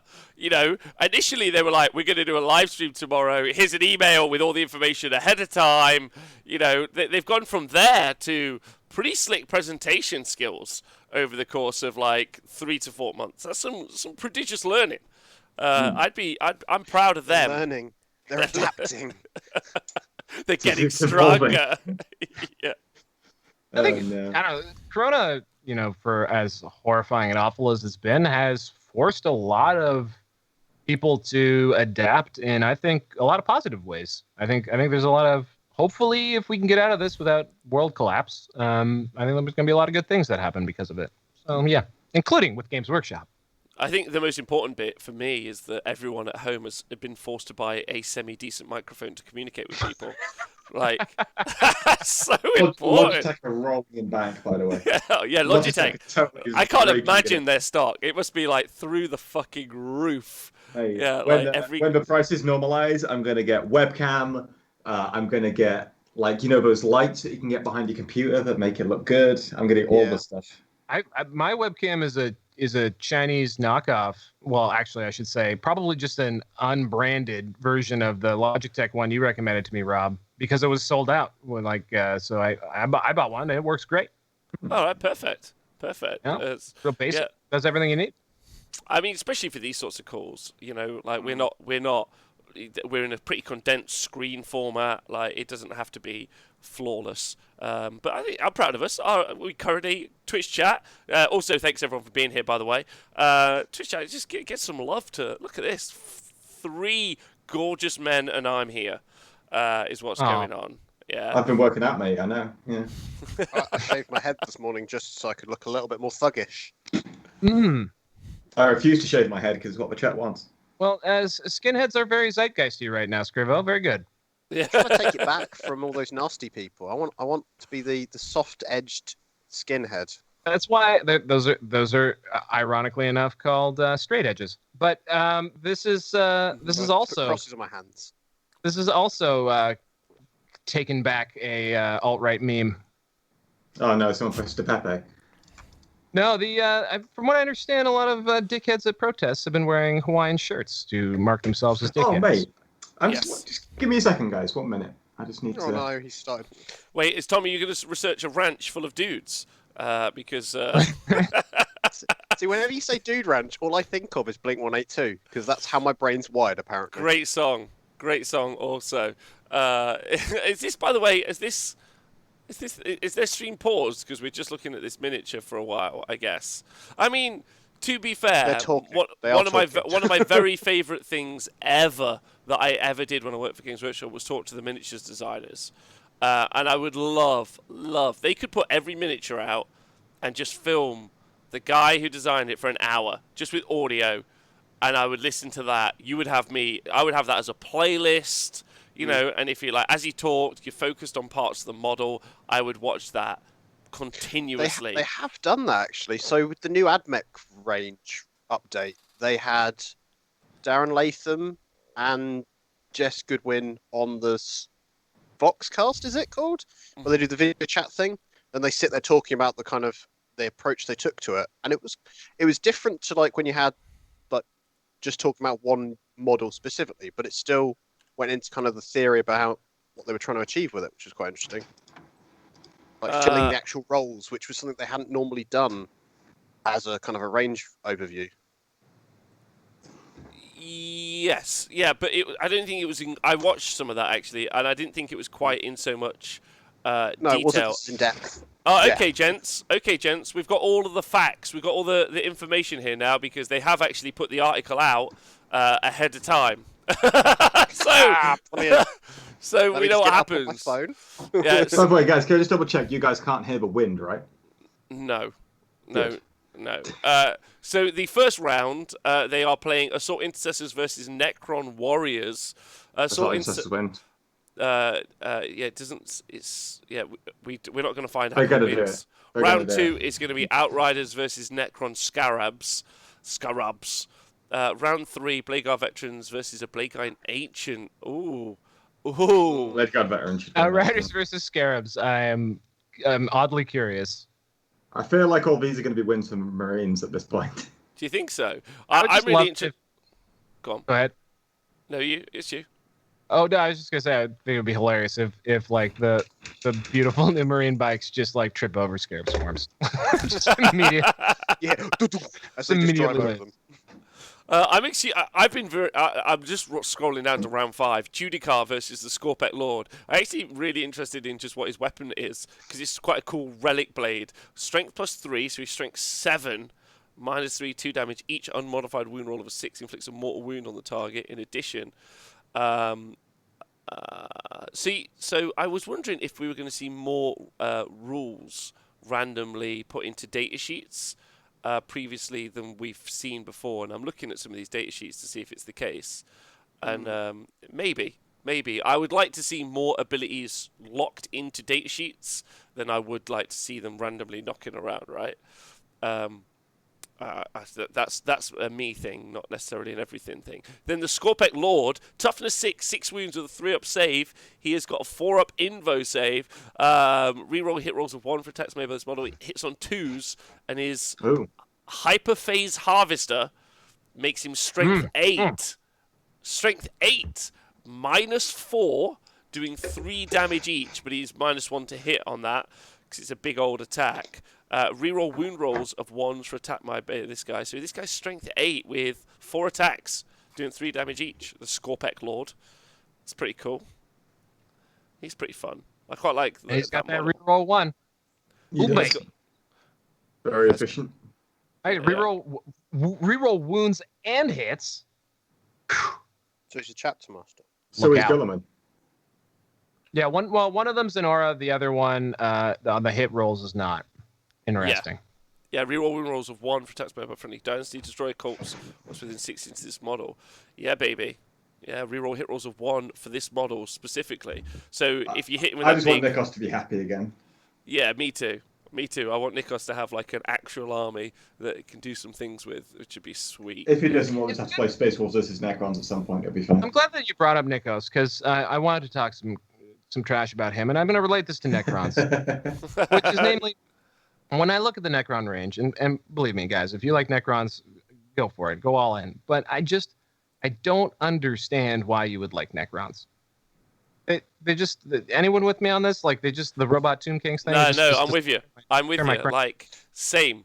I just like they got no lore. Like, and I know Necron. I think that used to be true, but not as much now. I think Necron guys will be like, "Now we've had lore. It's like you're dead or something. Like your soul's in metal, whatever.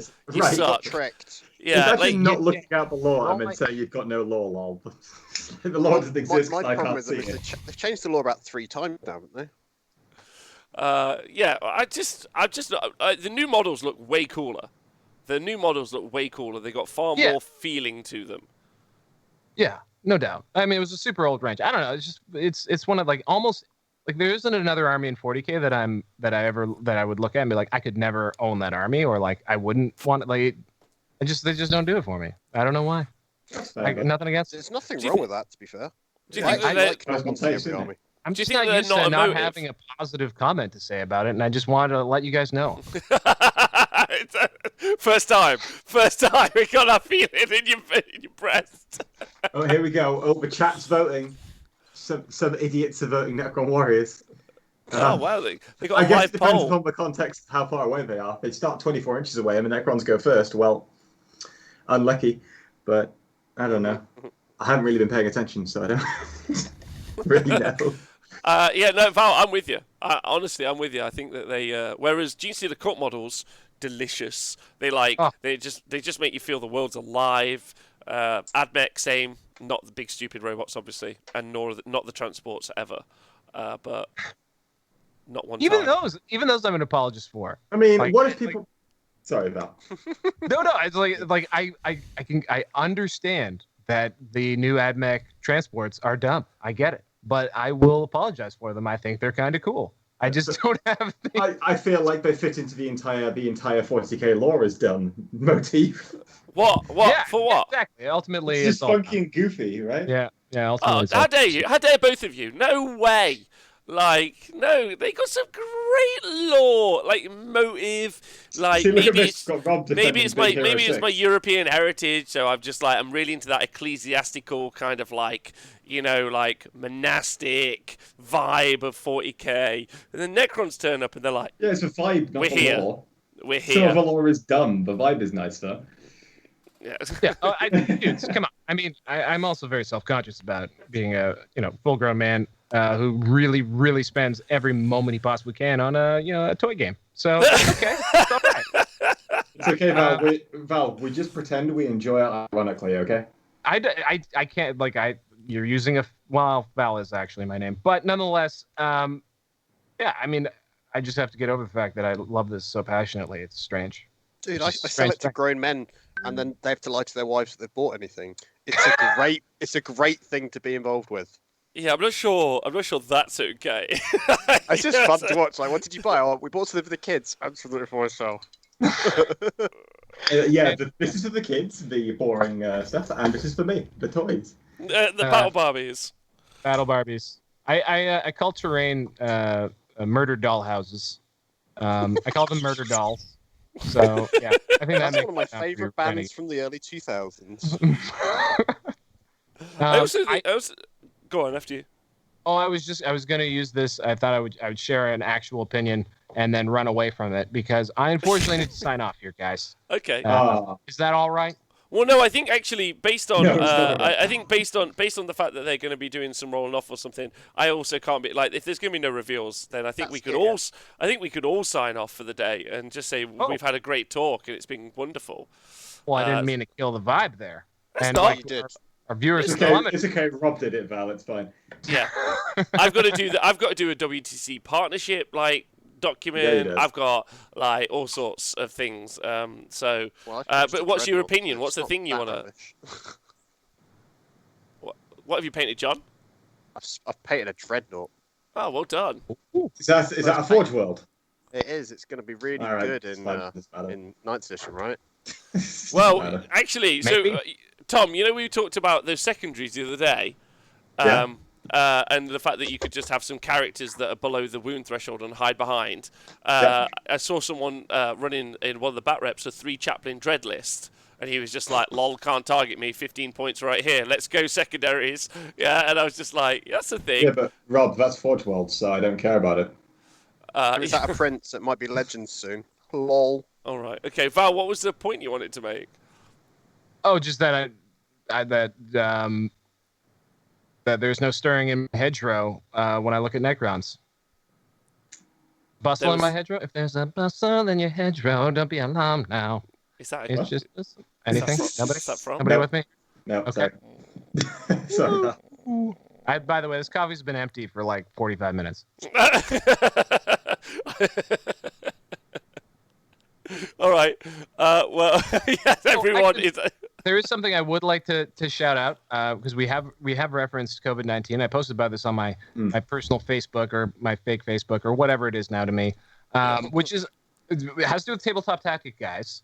Okay. And I do think it's important because Lawrence released a video. It's actually pretty old now, 2-3 weeks ago, talking about how they are socially distancing and playing 40K. And I was really impressed by his degree of concern and professionalism in approaching how to do what he does for a living safely in this environment. Mm-hmm. And 2, I thought it was a really cool demonstration of how it might be possible to safely play Warhammer and have a clear conscience and not be worried about killing your grandparents. And so I encourage everyone to maybe have a peek at it.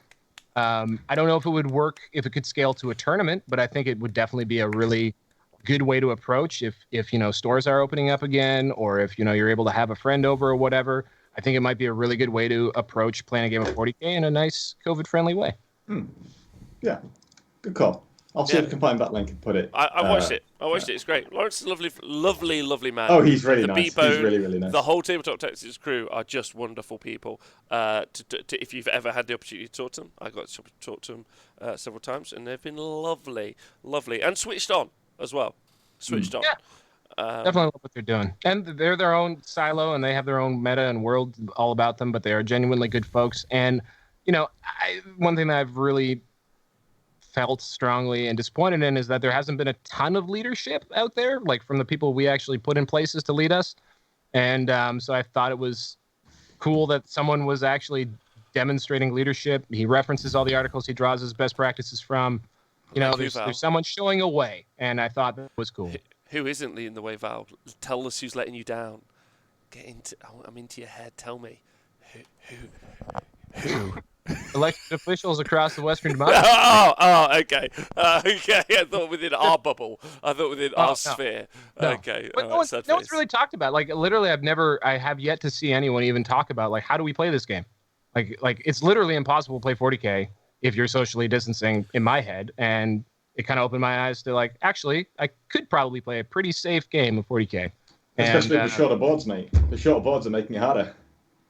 Yeah, actually, I joke that the shorter bay boards make it easier because now there's room for a dice tray, so you can keep your dice file separate. That's true. Yeah, I was going to say you have to be closer if the boards are smaller. I don't like